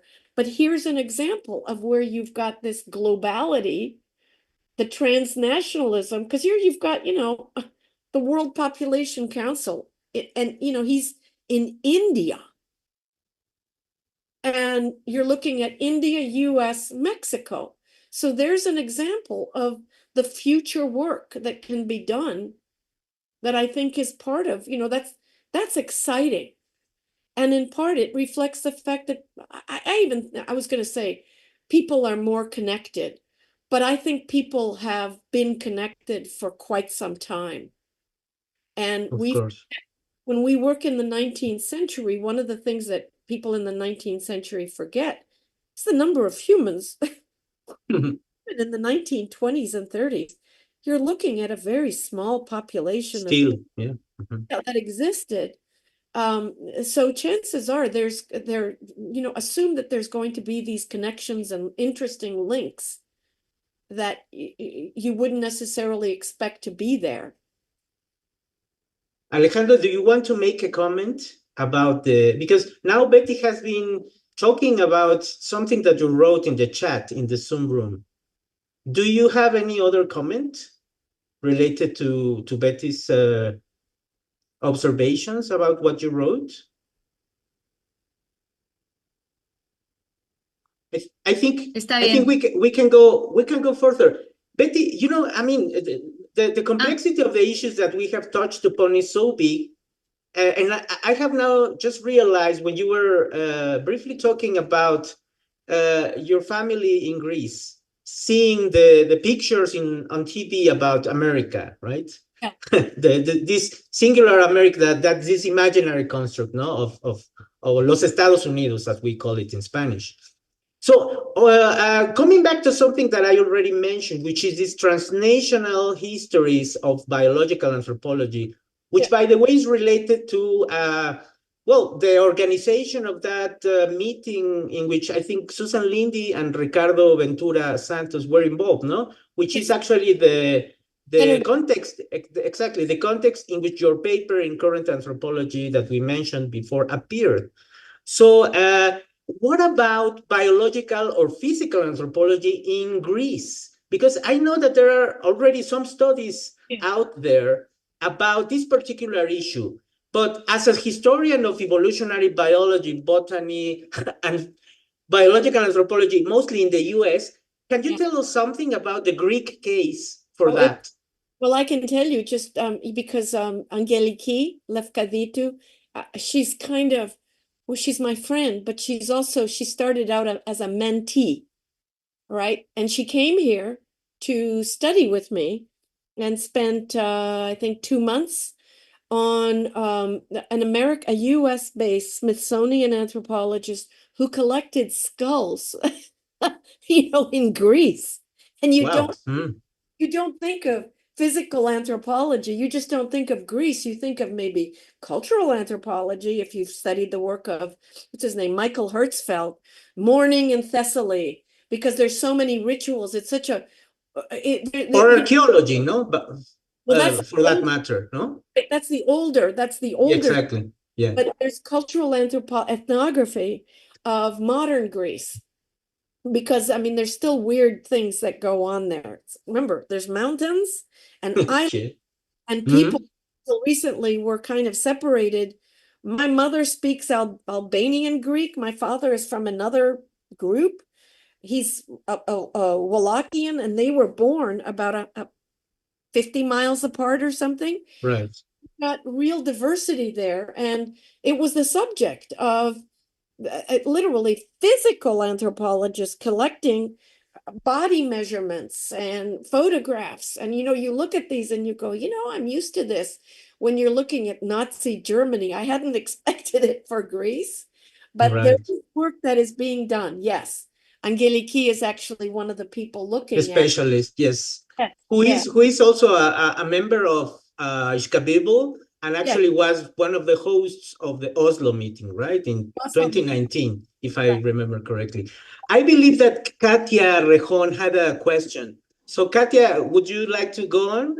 You can ask in Spanish or English, as you prefer. Okay, I will try in English, but maybe I will Spanglish. Thank you, first of all. I'm a journalist from Yucatan, la Península de Yucatan, and I'm coming from a study the racism, and then I found the studies of the plants, particularly in the perspective of Mayan people. And so my question is, how do you see the role of indigenous people in the evolutionary biology nowadays, knowing that a lot of their knowledge, it is not in the academic and it is not in the big school, but in the practice and in the oral inheritance? Well, No sé si me That's an excellent question, in my opinion. It is very excellent and very moving, personally moving.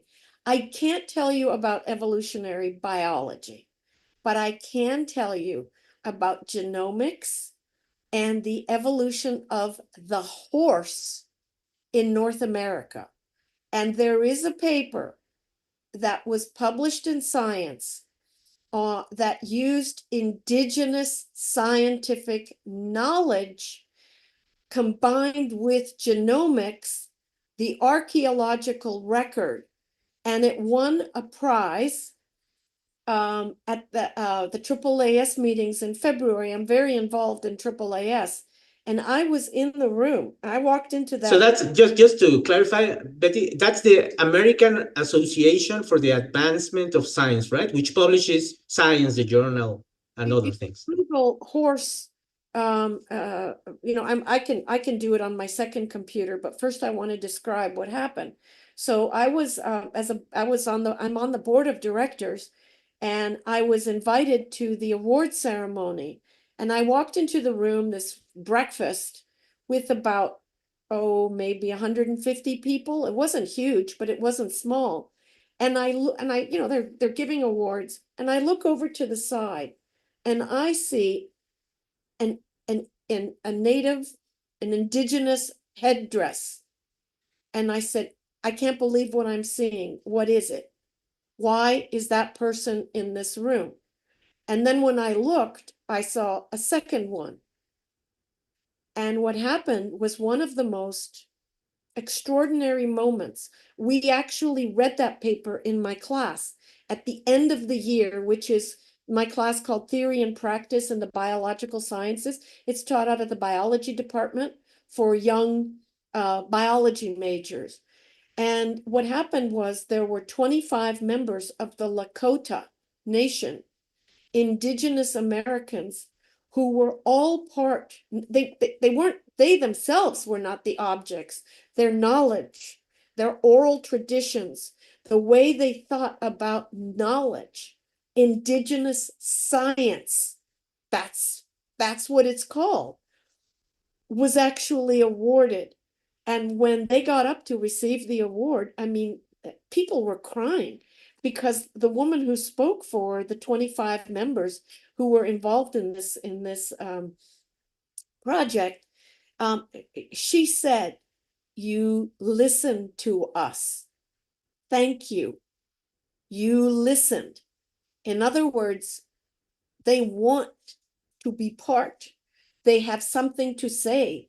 There is knowledge there that is scientific if only we are willing to accept it, right? And to listen. So I saw it as prophetic, what's coming, what we're going to see more and more. And that's why I had my students read the paper so they could see how much work, what kinds of creative work we can do if we stop thinking about knowledge in very narrow terms. And I mean, ethnobotanists have known this, right? But we're looking at the evolution of the horse. And again, indigenous science. I also have a student, she's not mine, but she's in the religion department, and she works on religion and nature, and her interest is actually indigenous scientific knowledge. So I think there are dissertations being written now on the topic. So I don't know what to say other than I think it's what's coming more. Katia, do you have a reply to that?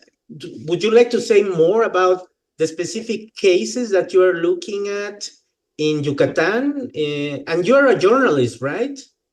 Yeah, I am a journalist, and also my family is Maya.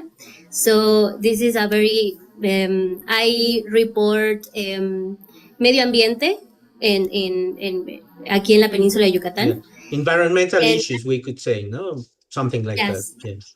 And I have seen a lot of cooperativas, organizaciones y pueblos organizados en general, trying to, hablando mucho sobre este tipo de sistemas, sobre todo, por ejemplo, aquí en Yucatán hay una cooperativa en un pueblo maya de Sotuta que digamos que hay un sistema conocido como solares, is like the traditional system of cultivo en Yucatán. Y hay una intersección muy interesante entre mujeres sembradoras campesinas y un grupo de biólogos de la Ciudad de México que han hecho como sistemas agroforestales que no nada más que toman muchas cosas de la biología evolutiva. Así es como yo llego como a este tipo de temas y este tipo de cosas. Yeah. Entonces, en ese pueblo ya hay, digamos, como esta conexión entre racismo, cultura, tecnología, y sobre todo, digo, estamos en una de las zonas donde la crisis climática es mucho más agresiva, sí, exacto. O sea, ayer, creo que la semana pasada estuvimos a 60 grados de sensación térmica. Entonces eso está cambiando mucho la tierra de la península y digamos que el estudio, pero también la práctica y el cruzamiento de los saberes de la tierra particular que tiene esta región, que es una tierra porosa y kárstica, ¿no? Por estar donde está el meteorito de Chicxulub. Right. Pues es algo que se necesita con mucha urgencia, ¿no? Entonces, pues sí, por eso un poco de ahí viene. Perdón que no lo pude decir en inglés, pero no problem. I can try, and Jimena will help us also with that. Betty, this comment by Katia is really rich again because she's getting deeper into why did she pose the initial question. So she's telling us a bit about her background and observations that she has been making as a journalist, but also as a citizen from Yucatan, with a family that comes from there and reclaim Mayan heritage, a series of contexts of interactions between, for instance, biologists with women who are cultivators of certain species of plants that are local, as I understand, and notions around this heterogeneous and interdisciplinary context of research that we now in Spanish, for instance, call agroecología. And I believe that the translation into English would be the same, no? Agroecology. This is something that is being taken more and more seriously these days, not only in Yucatan, but also in other places. And that's from information that I also have from my own studies on the history of ethnobotany in Mexico and other places. But one very interesting point that Katia is making is that notions about evolutionary biology are entertained within the context of this dialogue between the biologists who come from academia and the local people who have these systems of knowledge that are in principle old, no? Or as we sometimes call them, ancestral. So is something like this happening in the places that you have been visiting or looking at in the many various projects that you are working on? Because the connection between plants, evolution, and people is so clear there. So I don't know if you would like to comment. And I would like to just say that Betty is going to Mérida in November for this meeting, Of the international History meeting. of Science Society. Yes. Thank The you, History Jimena. of Science Society. So maybe it would be very interesting. So you can approach this kind of projects in Yucatan. So you're there, or maybe Katia can approach you to talk a little bit more about these topics. There's a lot of projects in the peninsula. You should come to I mean, if you're a journalist, this is work for you that I think would be very productive for you to come to the meetings and report on what we do. And we have a double session on plants and power. Yeah, that's right. There is a theme, the indigenous theme is part of it. Now, I do have this project. It will be raised, definitely, yes. Yeah, it will be raised. And I do have this project on cinchona in the search for cinchona. And I started that research in the 1990s. And I can tell you, quite honestly, since I'm being very honest here, what really intimidated me is the fact that I don't speak Quechua. I don't have the language skills. And a historian without the language skills should not be doing the project. I feel very strongly because in fact, I have a name for it that's not very nice. I call it gunboat history because there are people who write, let's say, about India or the Vietnam, and they never learn the language. They make no effort. And you see, this is what Americans did. The Philippines, I mean, that's what the gunboat alludes to US foreign policy, where you go in somewhere and with the gunboats and you just take over. So that's one of the Yes, reasons. gunboat would be some sort of a vessel of war, right? It is a vessel. Which is armed, no? So, yes. If you Google it, you'll see how it's usually associated with US imperialism. And Of course, yes. gunboat history because I'm around historians who write about India and they don't speak any one of the, I don't know how many languages and of course, yes. Yeah. Right? So that's one of the reasons I've never completed that project is my own respect for the knowledge systems that I cannot access.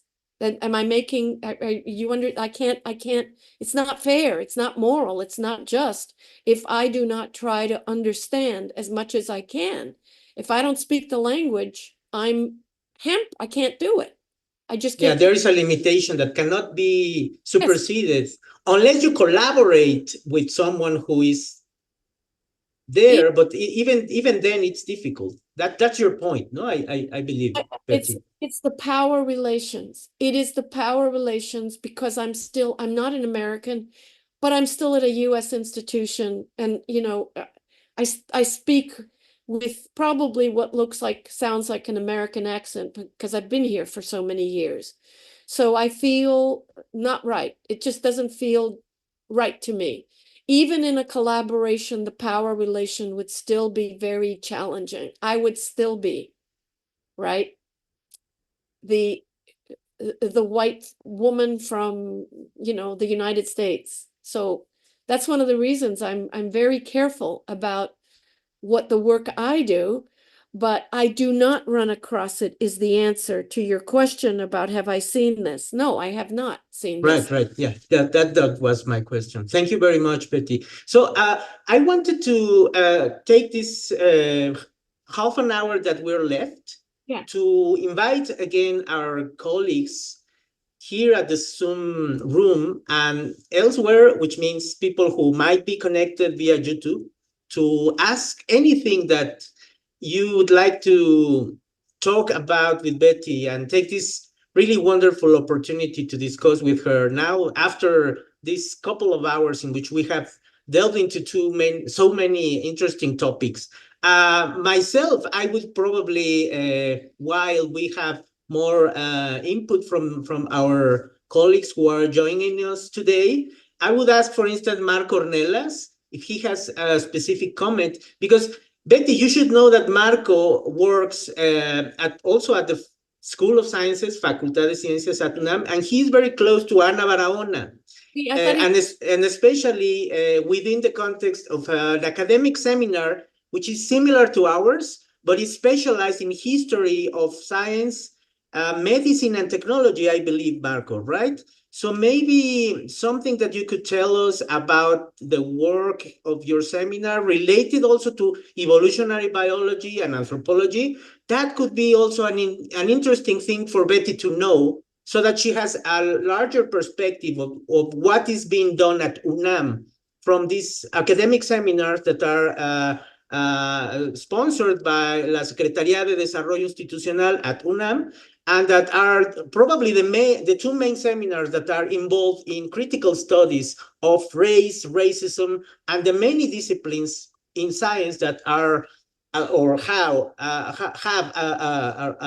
through time been studying these issues.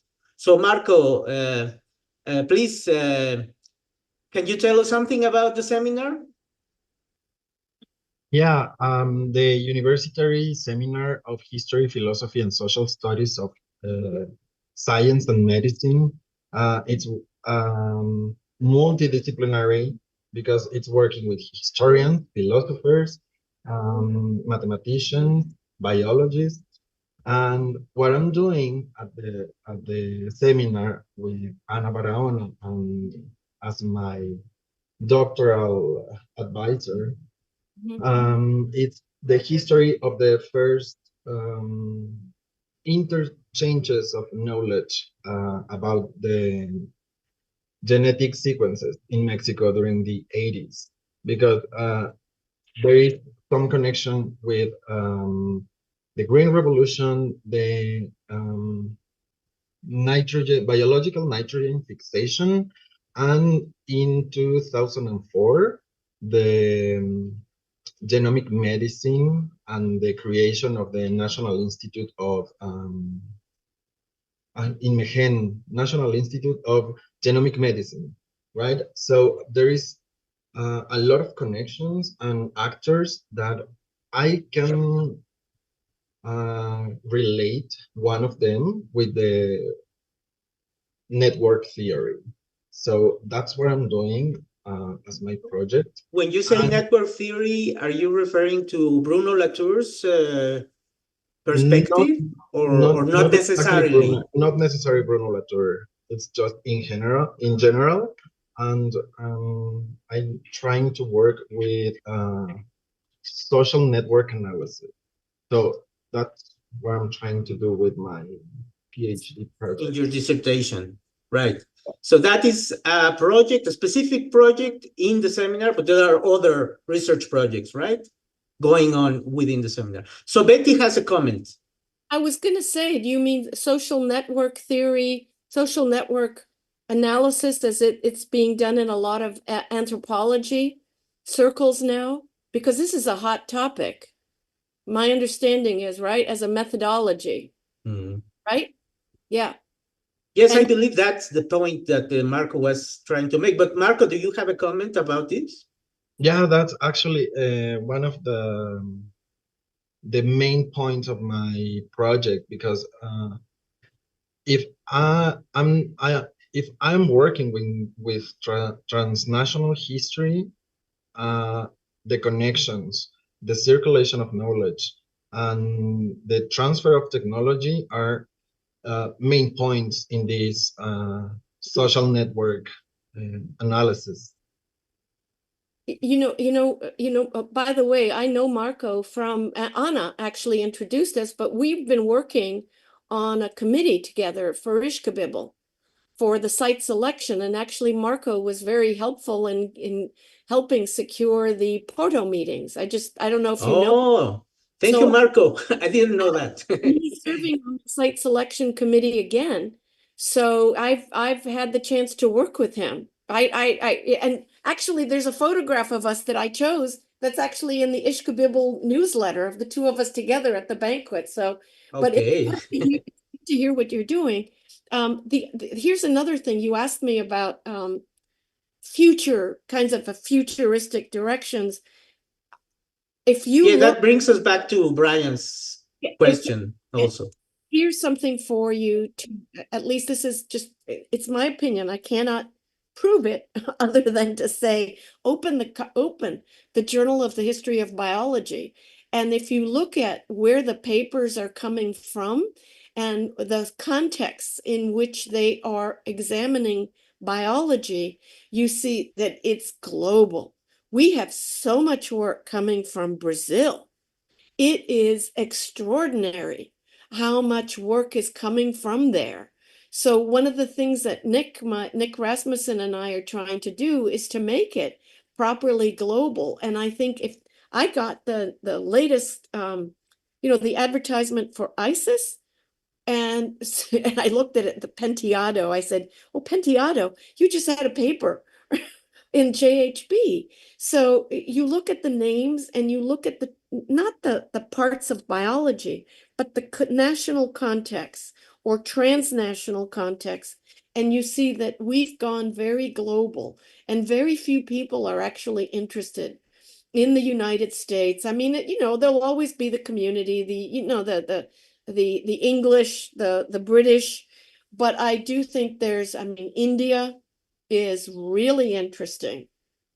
They invited me there and I met some wonderful historians and philosophers of evolutionary biology. Mm-hmm. I think this global, when I say it's the globality of knowledge, I don't know how else to call it, and these international networks, I think that's work on Mexican. Don't try to do something on Thomas Hunt Morgan if you're a younger right, do that. I had a Brazilian graduate student here for 6 years, and she could not get to the archives. She was working on Evo Devo. And then I said to her, you have so much in Brazil to work on. Work on Brazilian history of science. Work on Mexican context. And that's actually what the rest of the world wants to know. That's actually what's in my, if I look at journals, that's what we want to see. Right. So that's again a very interesting advice that we should take very seriously coming from you, Betty. Brian, do you want to say something? I see your hand up. Yes, thank you, Francisco. Two things. The first one, Betty, thank you. Keep going, talking about race, please. please, we need you. And the second one, taking Francisco words, we are trying to collaborate between seminars, SURXE and SURXE and other seminars. And actually, we are going to have this activity, I don't know how to say in English, colloquium? Yes, symposium, colloquium, yes, colloquium, about from our seminar, SURXE, about racial classifications and interpretation of the naturalist. I mean, Darwin, Linnaeus, Buffon, Haeckel. It will be an honor if you can join us. I mean, maybe Paco is going to participate, John Mark is going to participate, and other specialists. So if you want to join us, it will be a pleasure. So think about it. I mean, I want to take the opportunity for this invitation.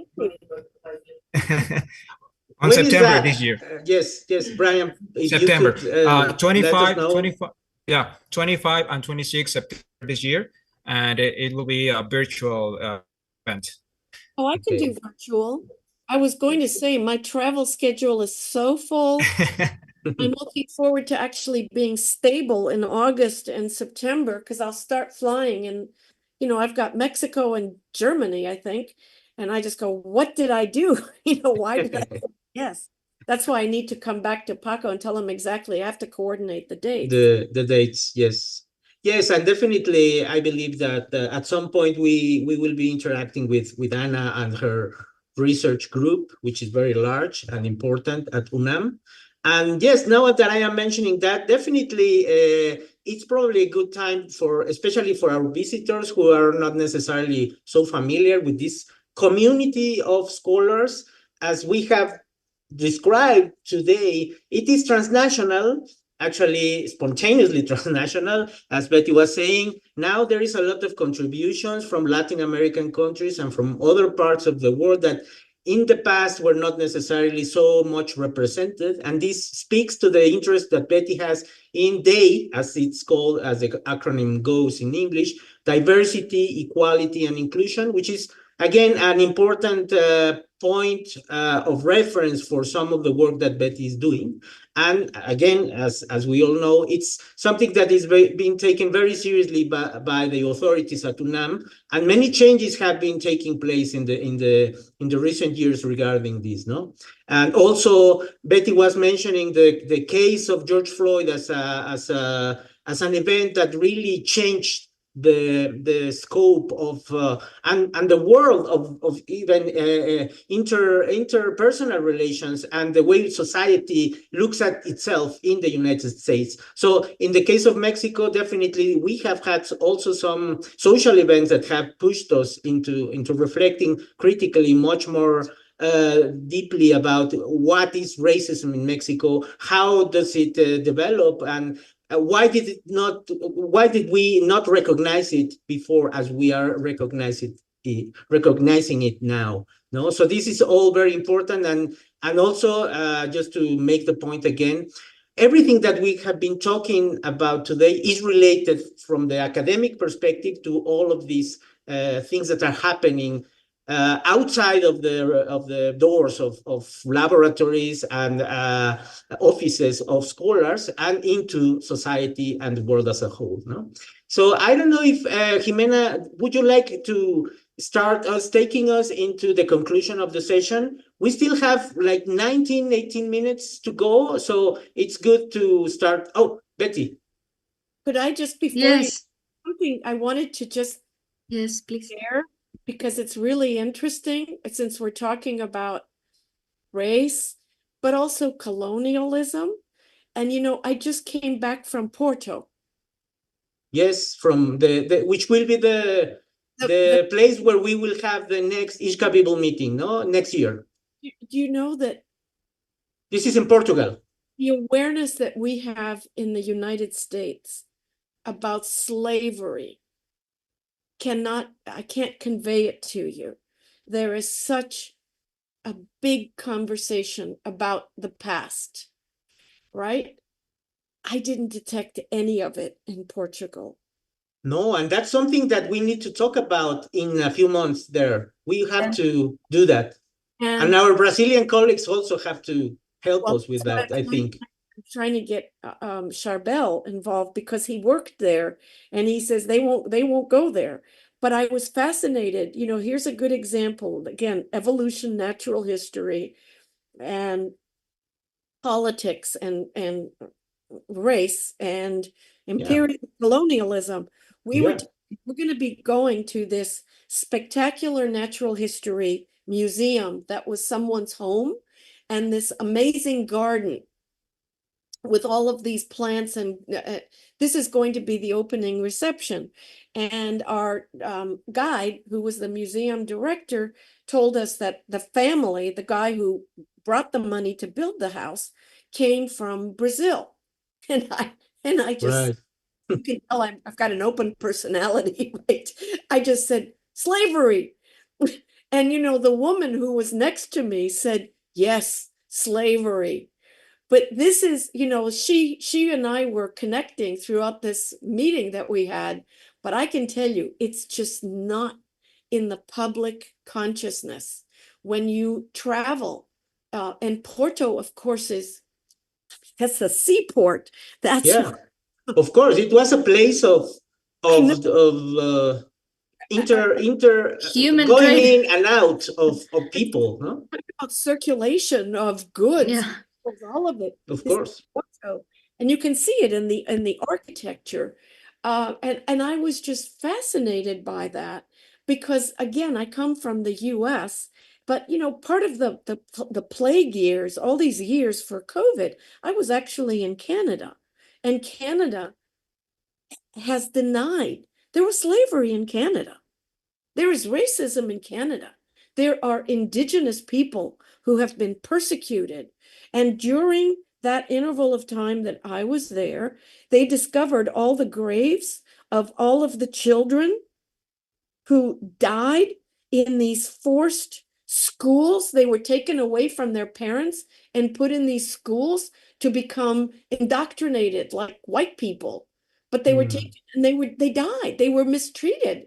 And they're just finding all these mass graves associated with these Catholic schools.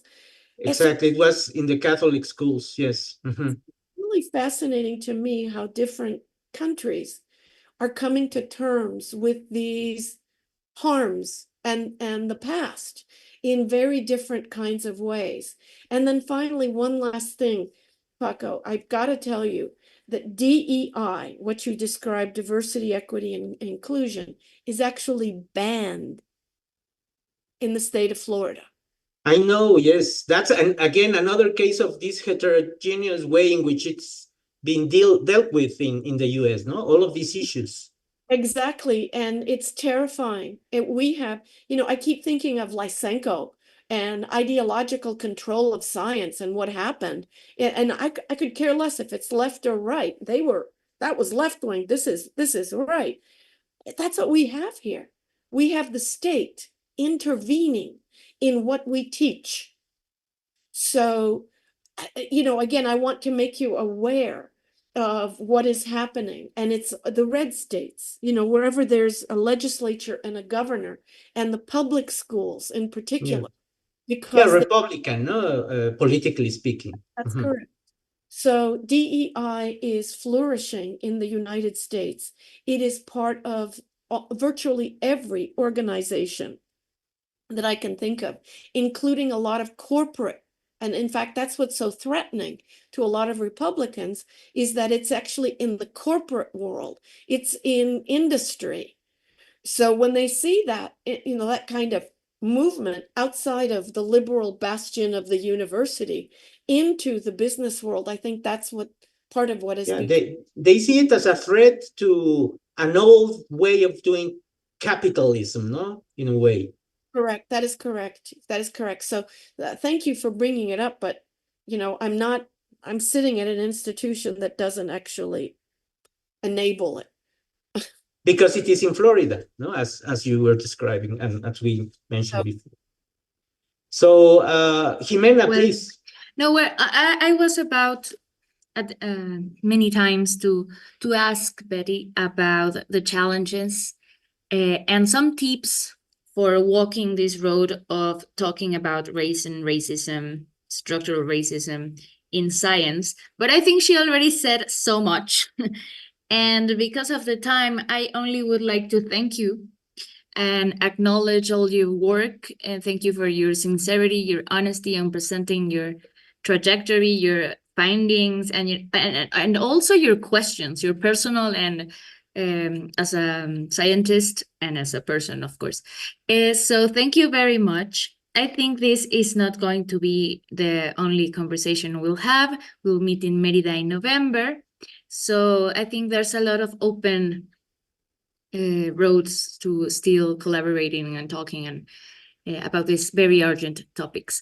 I would only ask Paco if he has any closure comment, and then thank you very much. Just wanted to from the bottom of my heart, really thank Betty, because this has been such a wonderful and revealing occasion. During these conversations, we've touched upon many difficult questions, but listening to someone who talks with so much experience and background, and in which at the same time the curiosity to know the truth, and how can we actually discover things that have been hidden from our view, no? To see how that drives your work is very touching, and a lesson actually for us to keep doing what we do, and to continue talking to you, definitely. One of the things I do with my class in it's a biology course called the Theory and Practice of Biological Sciences, is I try to convey to them the importance, believe it or not, of investigative journalism. And I do believe that I've got the soul of an investigative journalist and a research scientist. I still have that I must know. When I ask one of these questions and I detect, let's just say you smell something and it's foul, there's a dead body, I'm not going to stop. I'm just not going to stop. I may not publish the work, but I will figure it out for myself. I have to know these things. So I have enormous respect for, people who put themselves in harm's way, who we call those investigative journalists, and they die all sometimes. And in Turkey they go to jail, or what happens in parts of they are always in danger. So I do think I see the parallels between that kind of, and I'm not the first one to see investigative journalism and the writing of history, what you do as a historian. They're not that different. Chronologically, they may be in terms of scholarship, the kinds of questions you ask, but I do think that's part of the motive that I have. And detectives, a detective work. Yeah. I like detective stories because I want to understand motivations, characters, motivations, systems of thought, ambiguities, right? Because the really good detective stories introduce you to very tragic figures. And I think that's the human experience. Exactly. So never straightforward. No. Read literature, see movies, take the blinders, take these blinkers off, and see the connectivity of, what you can do as a historian. What are the potentials out there? It's really quite exciting. Many thanks. Muchísimas gracias, Betty. And I think it's time to close our session. I really enjoyed it so much. I thank you, everybody who came to the Zoom room, and also for the people who are online, who were following us today, and people who will be probably looking at the recording later. To all of them, we say hello, and we hope to keep in touch with all of you. Jimena, please. Yes. Thank you very much. We have the next session on June 4th, martes 4 de junio, online. Maybe Betty will want to join us. It will be great. June 3rd? June the 4th. Yeah. Lisa Gannett will be with us this time. Oh, June 4th at what time? The same time. Exactly. 11 Mexico City time, which is 1 p.m. Gainesville time. We have a council meeting, but I have to look at the exact time. It might be possible to connect them. If you can, we are recording all the transmissions, so you can watch it later. And maybe you can be with us in the last session of the semester, that is going to be 18, June 18th. June the 18th. We will have 3 sessions, more or less in a row. You connect, can you keep me on your listserv? Of course, yes. We will let you know about all the details for the next 2 sessions. martes 4 de junio y martes 18 de junio en línea. La del 18 de junio sí va a ser presencial para quienes estén en la universidad, puedan acercarse al CEICH y pues vamos a seguir hablando de estos temas. Muchas gracias a Paco por impulsar esta agenda dentro de SURXE, el Seminario de Racismo y Xenofobia, y dentro de la discusión de la universidad en general y en otras latitudes. Muchísimas gracias de nuevo y estamos en contacto. Por cualquier cosa, ya saben, a mi correo. Hasta la próxima. Muchas gracias. See you next time, Betty. Take care. Bye. Thanks. Thanks, Paco. Thank